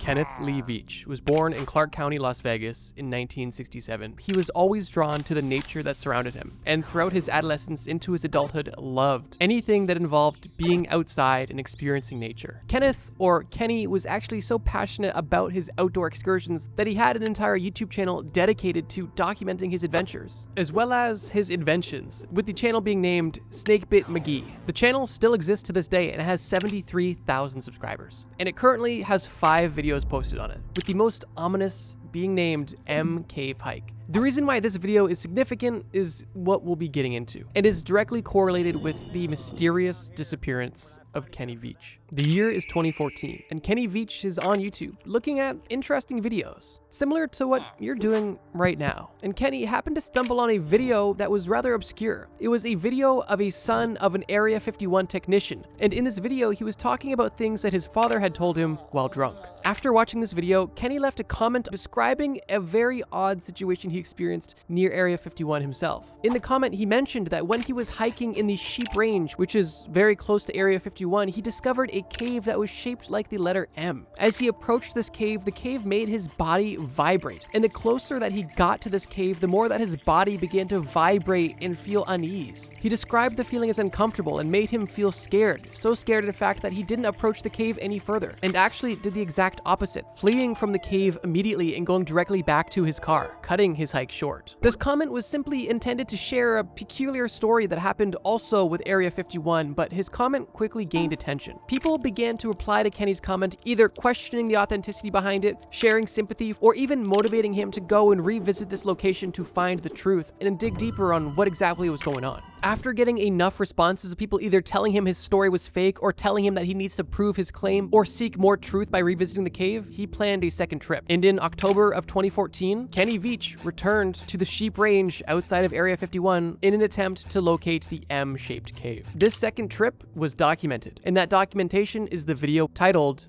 M Cave Hike. Already, there's some interesting things about this situation, specifically that in this 20-minute video, Veach reported that he saw a black Ram truck watching him from the ridgeline in the mountain range behind him this entire hike that he was having, and he was also not able to find this cave the second time around. But obviously, the mystery doesn't end here, and it's only truly beginning. After the first hike ending in fear and abandonment, and the second hike ending in failure, Kenny planned a third trip, where he publicly announced that he would be looking for the M Cave and be finding it once and for all. On November 10th, 2014, only a few weeks after the second attempt, Kenny Veach went on a third expedition looking for the M Cave. This third hike was like any other hike Kenny could have gone on. He packed a cell phone, a gun, and other supplies into his truck, and even informed his girlfriend before he left what he was up to and where he was going to be. He did not give specific details about his location, but he did tell her that he was going on a trip, he was looking for the M Cave, and he would be back at some point, which was typical behavior for Kenny. He was an experienced outdoorsman, and it wasn't uncommon for him to spend multiple days outside alone. Although when Kenny left for this third expedition looking for the M Cave, he was never seen again. After several days of not hearing anything from Kenny, his girlfriend reported him missing, and a large-scale search was underway. The search party looking for Kenny consisted of volunteers and officials from the Nevada Search and Rescue Team, and these men and women worked tirelessly day and night, searching high and low through mountains and caves of the Mojave Desert. One of the biggest challenges these search and rescue teams faced was the fact that the general location that Kenny said he was going was not an easy hike at all. It was mountainous. The landscape was dotted with old mine shafts. The area itself was isolated, and according to Kenny in old forum posts, it took roughly 10 hours of hiking to go from his car to the M Cave, meaning that this search and rescue crew had a lot of ground to cover. On top of just geographical issues, this area was also known for being dangerous. Specifically because it was so remote and so isolated, there was reports of drug activity and even bodies being dumped in the general area. Not to mention being literally beside a military base, there was also claims of reported chemical disposal in the area as well. However, even with this uphill battle that the volunteers and search and rescue team were facing, they still continued their search. And on November 22nd, 12 days after Kenny had initially left for this third trip to the M Cave, cave, the search team found something. Near an abandoned mineshaft, one of the search and rescue members found a cell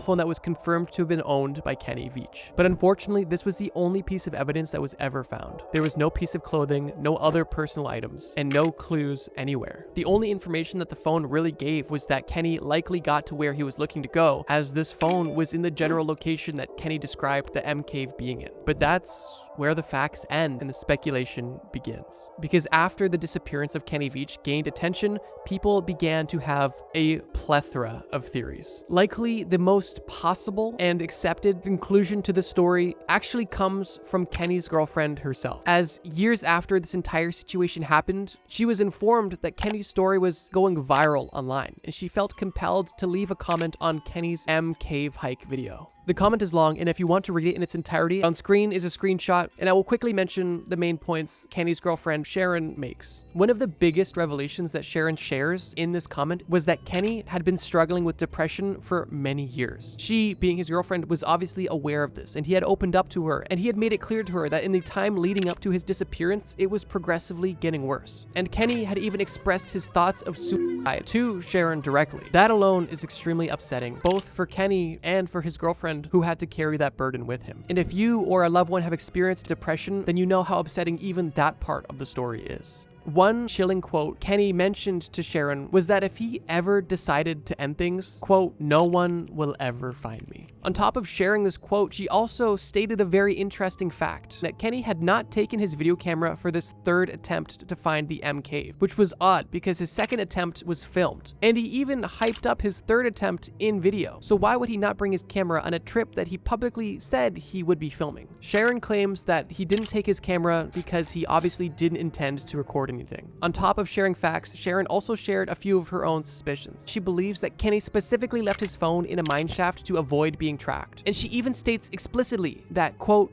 "I believe he committed suicide. He battled depression for many years and would not take medication or see a doctor. He quit his job a little more than a year before he disappeared." Truthfully, I don't know if anybody could possibly make a stronger claim than Sharon. She was in a committed, long-term relationship with Kenny, knew the ins and outs of his personality and life, and was the last person who ever saw Kenny. However, with Kenny never being found, it's impossible to confirm these claims. And when facts aren't concrete, people are always going to make their own assumptions, leading to the other two theories surrounding Kenny's disappearance. The second theory is that Kenny simply experienced an accidental death, which is possible considering the conditions that Kenny was hiking in. The Nevada desert is harsh, with extremely hot and extremely cold temperatures. And specifically in the area of the M cave, there was a plethora of old mine shafts to potentially fall into. However, the elephant in the room obviously is the fact that Kenny was experienced in this area. And on top of being experienced in this specific area, he was also an experienced outdoorsman, making this theory a bit tough to believe, but still plausible. However, the third theory is really just a conspiracy theory, and is essentially just the belief that Kenny was getting too close to finding something out. And for that reason, Kenny was killed by the US military, specifically so he didn't discover the secret of the M cave. It's definitely out there, but with no facts and no sign of Kenny ever being found, it's not impossible. Potentially one of the most interesting facts about this entire situation is that even though so many aspects of the story are still available online, Kenny's YouTube channel, Kenny's video about the M cave, Kenny's girlfriend's comment on the M cave video, the one thing that was removed from the internet was Kenny's comment on the original video that sparked this entire situation. Whether Kenny deleted it or someone else deleted it, the comment was there and somewhere along the line was removed. Nobody truly knows what happened to Kenny Veach and where he may be today, dead or alive. It's Saturday, October the 21st, 1978. Relatively new pilot Frederick Valentich was embarking on a short training flight in a Cessna 128L light aircraft. The flight itself wasn't extremely long, only 232 kilometers or 125 nautical miles. And this flight was connecting Melbourne, Australia to King Island following the Bass Strait. At this point, Frederick had 150 total flight hours and even held a Class 4 instrument rating, which authorized him to fly at night with the restriction of only being able to fly at night in visible meteorological conditions, essentially meaning clear enough skies to be able to see the ground, terrain, and other aircraft. Frederick had also applied twice to enlist in the Royal Australian Air Force, but was rejected each time due to inadequate educational qualifications. Although as determined as Frederick was to become a pilot, his grades weren't necessarily reflecting his passion. On top of actively taking training flights and also being in the Air Training Corps for the Australian Air Force, Frederick was also studying to become a commercial pilot as well. Although, even with all of his training, he failed all 5 of his commercial license exams twice. Even with failed exams and rejected applications, Frederick was motivated to fly. And this brings us back to October 21st, 1978. Frederick's takeoff was normal, and the beginning of his flight appeared to be relatively calm and uneventful. Although things began to get peculiar when he radioed to the Melbourne Flight Service at 7:06 p.m. It was in this radio message that he reported an unidentified aircraft that was following him at 4,500 feet. Air traffic control confirmed that there was no traffic at that level, although Frederick was certain that he was seeing something. Frederick replied stating that he could see a large unknown aircraft, which appeared to be illuminated but couldn't confirm the exact type of plane he was looking at. And then quickly after confirmed that this plane had passed over him, roughly 1,000 feet above him, moving at a very fast speed. Once again, air traffic control had no answers. Almost immediately after, Frederick radioed in again, saying that this aircraft was orbiting above him and that it had a shiny metal surface with a green light on it. And then also stated that this other pilot might be purposely toying with him in his aircraft. And it was with his next radio message that Frederick revealed something concerning. He was experiencing engine problems. But before Frederick could even finish his sentence, air traffic control was asking him, what kind of plane is this? To which Frederick could only say, it's not an aircraft. And it was right after he said these words. His transmissions were interrupted by the sounds of metallic scraping, all contact was lost, and Frederick was never heard from again. It wasn't long after the connection was cut that a search and rescue mission was underway, and a sea and air search took place to find him as soon as possible. The search went on for 4 days, and was concluded on October 25th, 1978 with no results. No sign of Frederick, no signs of his plane. The investigation was simply presumed fatal. The story is obviously upsetting and doesn't end there. And I didn't even mention this earlier, but when this all took place, Frederick was only 20 years old. He was a young, semi-experienced, and also struggling pilot. Frederick also had gotten into legal trouble from some of his flights, specifically for accidentally flying into controlled air zones in Sydney, and even intentionally flying into clouds, which was prohibited for his classifications. Both of these are odd, because if you are dedicating your life to a career in aviation, why would you intentionally fly into clouds on multiple occasions if you knew it could lead to prosecution, which in his case, it almost did? Those facts are interesting, but what's also interesting is a quote from Frederick's father, who stated that Frederick was not only a large believer in UFOs, but was also seriously worried about being attacked by them on his flights. It's even stated that 6 days before his disappearance, Frederick talked to his girlfriend specifically about the possibility that a UFO could take him away. And potentially what's most odd about this entire flight that Frederick took was the fact that he never told anybody the truth of why he was taking this flight. Sure, it was a relatively standard training flight, but why on a Saturday evening? His flight took off at 6 p.m. and it was a multi-hour flight. It's reported that Frederick told flight officials that he was just going to King Island to pick up some friends and fly them back. But it's also reported that he told other officials that he was going to pick up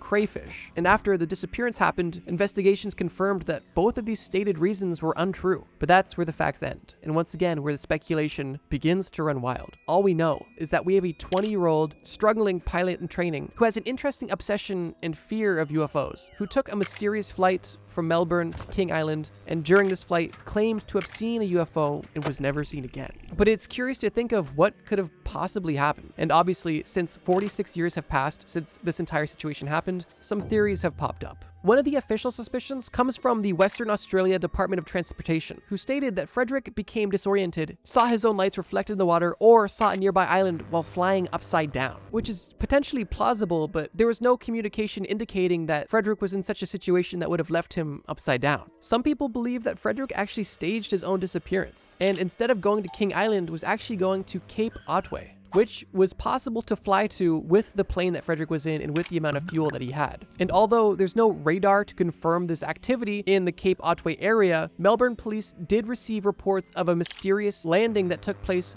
by a light aircraft at the same time that Frederick disappeared. A third and potentially most disheartening theory is that Frederick did this intentionally. Although interviews with doctors and personal friends of Frederick all stated that this was likely impossible, which, I mean, nothing's impossible, but if nobody thinks that this is the case, I think there's validity that this might not be the answer. And one of the last major groups of belief involves aliens. Basically, UFOologists claim that UFOs either destroyed Frederick's ship with Frederick inside or abducted him and then destroyed his ship. And you could potentially put some validity on these claims due to what Frederick was actually saying in his radio comms. Those are kind of three of the initial theories, but there are actually more modern theories that are definitely worth mentioning. The first comes from Brian Dunning, who made the observation that the movie Close Encounters of the Third Kind came out a few years before this entire situation, and the things that Frederick was saying on the radio kind of sounded similar from some of the dialogue from the movie. Not to mention the fact that this movie was also popular with pilots. So with that information, Dunning ultimately speculated that Frederick likely was trying to reenact the scene in real life for his own, personal enjoyment. He was deliberately flying his aircraft in a sporadic manner to kind of put on a show for air traffic controllers. But within him having this fun and saying these lies and flying in an unsafe way, he essentially became disoriented and crashed unintentionally. I'm not sure how valid it is, but I think it's interesting to consider, specifically knowing that he did intentionally fly into clouds when he wasn't supposed to. So it's not like he wasn't against breaking the rules. So if you really loved this movie and really loved aliens, maybe he thought it'd be cool to take a little flight, tell the story on the way, and then once he came back, he'd be like, wow, that was crazy. I had a UFO encounter, and just basically allow that legend to live on as part of his personal lore. But like I mentioned, these are all speculations, and the mystery of the missing pilot, Frederick Valentich, remains to this day unsolved. 46 years and 6 months later. Unfortunately, there is a lot more unsolved missing persons cases. And if you guys truly enjoyed this video and would like me to create a series out of it, just leave a comment below or leave a like. Your support never goes unnoticed and is always appreciated. But with that being said, let's continue to the final story. The year is 1993, and we are days away from the much anticipated Super Bowl weekend. David Glenn Lewis, like almost any man at the time, was excited about Super Bowl weekend. And coincidentally, David was about to have Super Bowl weekend all to himself. David was a lawyer and a family man, and he lived with his wife and daughter in Amarillo, Texas. David's wife and daughter were actually going to Houston for the weekend to have a bit of a getaway, and specifically do some shopping. Now, this is a trip that David would typically be a part of, but because this was Super Bowl weekend, he decided that he'd stay back because he didn't want to miss the big game, and likely just wanted some alone time as well. On Friday, January 29th, 1993, David's wife and daughter left for their planned shopping trip in Dallas. But on January 31st, after what I can only imagine to be a fun shopping trip, David's wife and daughter returned home slightly later in the evening, basically right after the Super Bowl ended. But what they came home to was a bit peculiar. The TV was on, the VCR was actually still recording the game, there was 2 freshly made turkey sandwiches in the fridge, there was laundry in the laundry machine, David's wedding ring and watch were on the kitchen counter, but David was nowhere to be seen. David's wife, Karen, obviously assumed David was somewhere nearby, potentially watching the game at a friend's house, although when they didn't find him at all that night, they began to get concerned. The following morning, on February 1st, David's wife, Karen, called the police and reported him missing. But like every other story in this video, this isn't where the story ends. It's where the story begins. And in this story specifically, the twist at the end of it is potentially the most mind-boggling in this entire video. Back to February 1st. What happened? Karen was convinced that her husband wasn't just at a friend's house for the night watching the game, and although she may have been slightly irritated or concerned the night before, this morning she was only concerned, and that concern was growing. Once police were involved, it wasn't long before information began rolling in. Although with all of the information coming to light about the situation, there was only more questions being uncovered, and almost no answers. The first pieces of information that became available came from the police. The same day that the report was made, police actually found Lewis's car parked downtown by a courthouse. When the police searched his car, they found all of his keys under the floor mat. Also hidden within the car were David's checkbook, driver's license, and 2 of his credit cards. After police found David's vehicle, they checked his bank activity, and it was at that point when the plot only grew thicker, because his bank activity was strange to say the least. On January 30th, the day after his wife and daughter left town, $5,000 was deposited into his account, but it's unknown who did this and why they did this. And then the next day, the 31st, the day of the Super Bowl, either David or someone using David's card purchased a plane ticket from Amarillo to Dallas, and then another plane ticket was purchased from Los Angeles to Dallas. Both of these plane tickets were in David's name, but it's unconfirmed if either of these plane tickets were used. When the police first brought all of these discoveries to Karen, she was obviously concerned,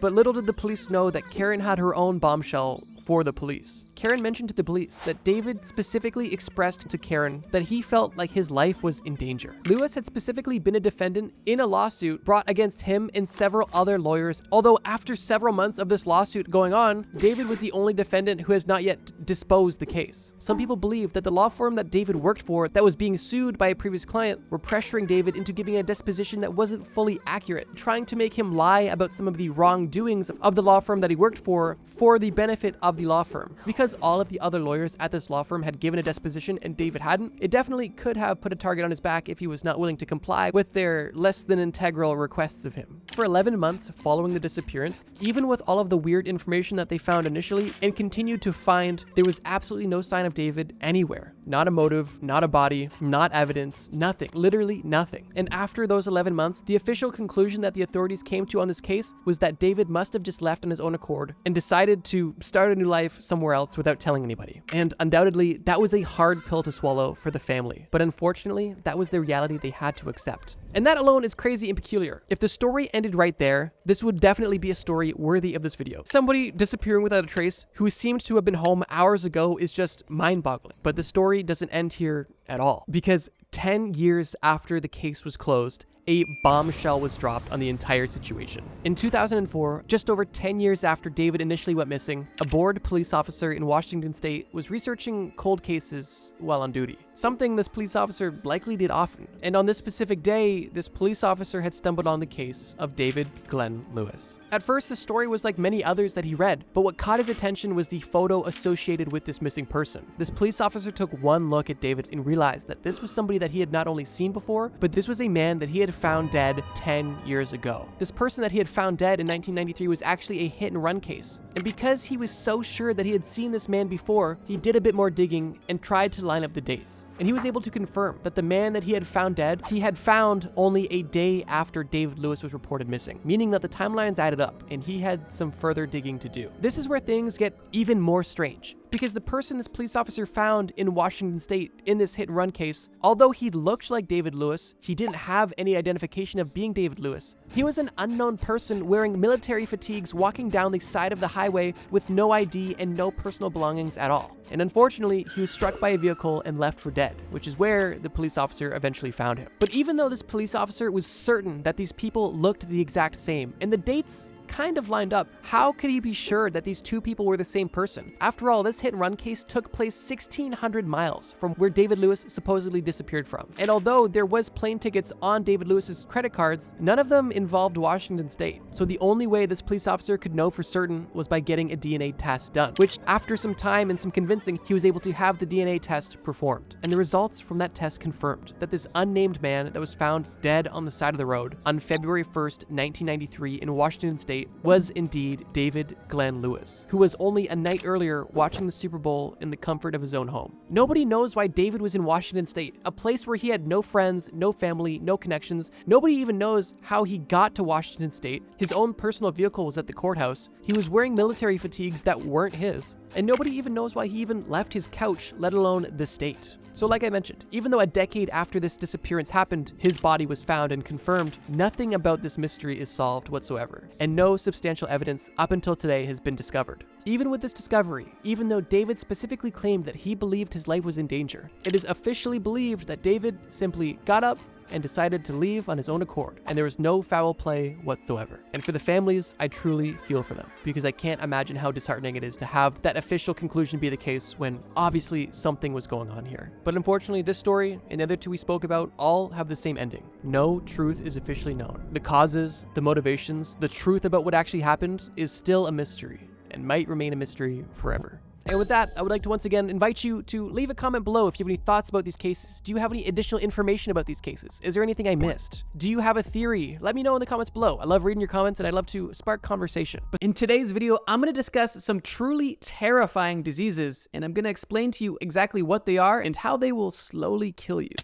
If that's not exciting, then I don't know what is. One thing I'll say right off the bat is that these are not the deadliest diseases. These don't have the highest death tolls. The qualification for this video was just diseases that I thought had rather scary effects, and I think you guys will agree. And by the way, this video gets more terrifying as the video progresses. Now let's get into it. First on our list, we have aquagenic urticaria, which can simply be described as an allergy to water. Yeah, you heard me right. The one thing that sustains all life on the entire planet. Yeah, there are some people that are allergic to that, and it has some pretty severe effects. Just imagine you're drinking a glass of water, and with every gulp, you slowly feel the water go down your esophagus, and behind it, your esophagus starts to blister and burn as if it's irritated. For some people, that is a reality. People that are affected by this disease don't only feel the effects when they consume water, it is also anytime they're in contact with water, making daily life a struggle. Bathing, showering, even sweating and crying can cause a severe allergic reaction. And like any allergic reaction, this reaction can be life-threatening. And direct contact with water is most often compared to being stung by a nettle plant, which, if you've experienced, is not pleasant at all. Besides the fact that there is no cure at this time and that there is only treatments available, one of the scariest things about this disease is that we're not even sure why it happens or what causes it. For me, one of the scariest parts of this disease is the fact that your life is so significantly changed. Anything to do with water, which is most of life, is now a chore and to be avoided. That means showers, the rain, any potential exposure to water could be life-threatening or at the very least extremely annoying and cover your body in hives. Like I mentioned earlier, the video only gets more terrifying as the list progresses, so this is definitely the most tame condition on the list, and due to the nature of this disease being lifelong, not fully understood, and also so easily triggered and so severe in nature, it definitely makes it terrifying, at least for me. But with that being said, let's move on to our next entry. This next disease is extremely rare, only 700 cases worldwide, over half of them being in the US, and it is also extremely heartbreaking. This disease I'm talking about is fibrodysplasia ossificans progressiva, or FOP for short. This disease is also known as the statue disease, because it slowly turns people into statues by turning their muscle and ligaments into bone. FOP is a rare musculoskeletal condition where at birth and progressively through life, muscles and tendons are gradually transformed into solid bone, slowly but surely making movement impossible. The average life expectancy with someone with FOP is early adulthood, and most people affected by FOP are completely immobile by age 30. Something that's interesting about FOP is that the most common cause of death is respiratory infection, meaning that FOP itself isn't typically the cause of death, although it plays a significant role. I don't think I necessarily need to go into detail on why this is such a terrifying disease, but in case you're not yet sold, let me paint a picture for you. Just imagine going through life knowing that slowly your entire ability to move and live is going to be limited, and every day you wake up, you may start to notice bone forming somewhere new in your body. Imagine by the age of 18, your jaw is fused shut and eating is a challenge, and your leg is fused solid straight and it's hard to walk, and your arms are fused straight down and you can barely use your arms and not move them at all. This disease is extremely unfortunate, and luckily it is rare, but for those who suffer from it, I do genuinely have the most sympathy for. This disease slowly takes your life from you and you become trapped within your own body, and you literally do become a human statue. To me, this is extremely terrifying and also upsetting. Oh, and in case we haven't shown one on screen yet, this is what the skeleton of someone with FOP looks like. Terrifying. Now let's move on. Next up, we have a disease that's similar in nature. It is progressive and slowly takes away your abilities, but in a very different way. This disease affects you mentally and not physically. This disease I'm talking about is Alzheimer's. This disease is likely the most common on this list, and for some people will strike a personal note. For me personally, I lost a family member to Alzheimer's disease, and the progression of it was terrifying and extremely heartbreaking to watch. And if you've dealt with or are currently dealing with somebody with Alzheimer's, I understand how you feel. Alzheimer's disease is a brain disorder that slowly destroys your memory and thinking skills. Eventually, the ability to carry out even the most simple of tasks are impossible, and slowly this disease kills you. Something that I was kind of surprised to learn is that Alzheimer's disease is still relatively poorly understood. I don't know why, but I just thought we kind of knew more about it. And that includes the causes. And although there are many environmental and genetic risk factors associated with this development, nothing is necessarily pinpointed as a cause.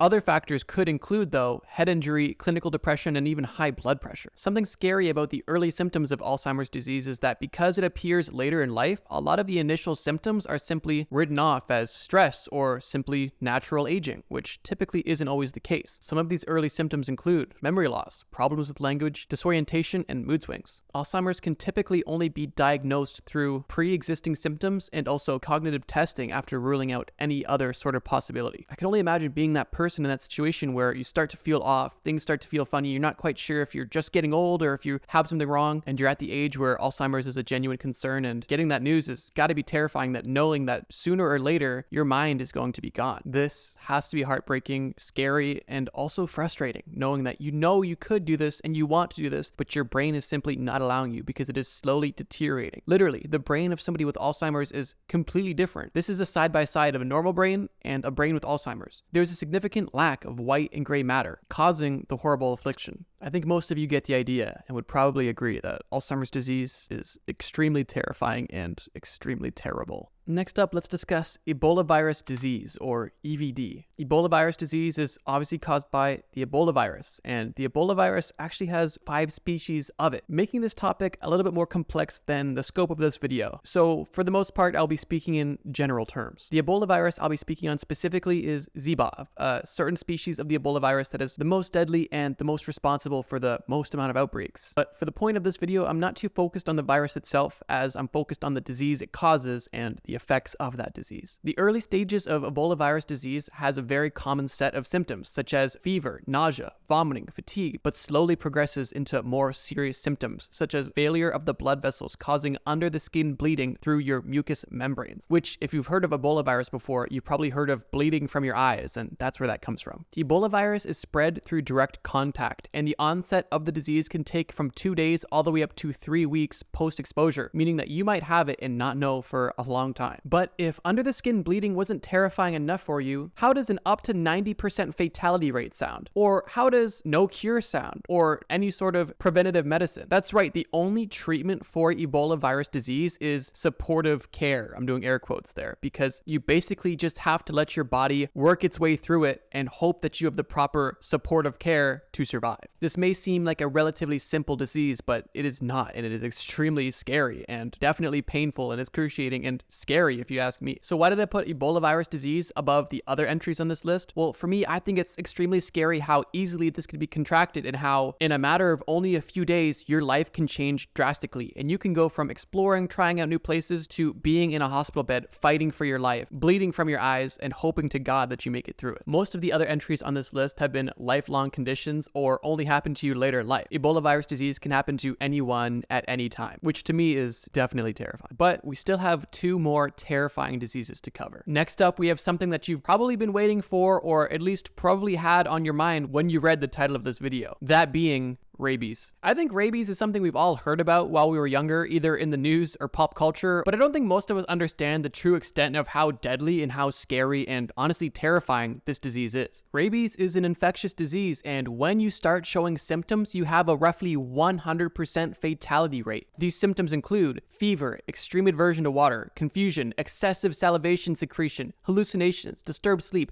paralysis, coma, hyperactivity, headache, nausea, vomiting, anxiety. A very brutal list of symptoms, worst of which being, as soon as you experience these symptoms, you know that the end is near. Seriously, less than 10 people ever have had symptoms of rabies and survived. And as you probably assumed, there is absolutely no cure. However, fortunately, there is prevention, specifically the rabies vaccine, which is the biggest reason why this hasn't killed all of humans, because yeah, it's pretty serious. Another terrifying fact about rabies is that the onset period is huge, which is honestly terrifying, but also fortunate. If you do something to give you rabies, let's say you get bit by an animal with rabies, you have 2 to 3 months until you would potentially start to display symptoms, meaning that within that 2 to 3 month window, you have the ability to get vaccinated. And although it is only a preventative measure, it still would help prevent the onset of the symptoms, meaning that you would be likely to survive. So for that reason, the long incubation window is fortunate. But on the other hand, let's say you were bit by an animal and you didn't know it had rabies. Because you had no immediate side effects, you would imagine everything is fine. And then imagine 2 to 3 months later, you're just all of a sudden extremely scared of water, extremely confused, and salivating all over the place. These sudden, strong symptoms would be terrifying, and then being informed that you have rabies and will soon die must be unbelievably terrifying. Rabies is a cruel and painful death, and I wouldn't wish it on anybody, and for that reason, I had to put it high up on this list. And for the final entry on this list, we have a disease that is likely one of the most infamous diseases of all time. This is a disease that killed anywhere from 25 to 60% of Europe during the 14th century, with an estimated death toll of over 50 million. I'm talking about the bubonic plague. Also, before we even get into it, did you guys know that the bubonic plague is like still around, there is still hundreds of cases every year of the bubonic plague. Pretty crazy. And the disease is still just as serious, it's just nowhere near as common as it once was. The bubonic plague is spread through the bite of infected fleas and only takes a few days to fully onset. The symptoms include headache, fever, vomiting, and most importantly, swollen lymph nodes. We'll get into that in a second. Without treatment, the plague results in a 30 to 90% fatality rate in those infected, and death occurs quickly in only a matter of 10 days. Fortunately though, with treatment, the fatality rate only drops to about 10%, which is still scary, but not nearly as scary as up to 90%. Why the bubonic plague is called the bubonic plague is because the virus causes swelling in the lymph nodes, like I said earlier. These swollen lymph nodes are called buboes, and during your infection could explode. They're basically just big, painful lumps under your skin, and honestly, buboes is way too cute of a name to be given to something so gross and deadly. But yeah, the bubonic plague is pretty well known, and I feel like I don't need to go too deep into detail on it. Besides what I already mentioned, it's gross, it's deadly. Luckily, you can likely survive it today, and it's pretty rare, but at one time, it was the biggest, scariest thing around. So for that reason, I figured it deserved a spot on here. And ladies and gentlemen, that's all for this video. I know this video is kind of a bummer and definitely creepy, but one thing to remember is if you are not experiencing any of these diseases, which I'm assuming you're not, then you should be grateful. Be thankful for your health because it's really all we have at the end of the day. Take care of your body, eat well, exercise, and make sure you take proper precautions when doing things that could lead to disease.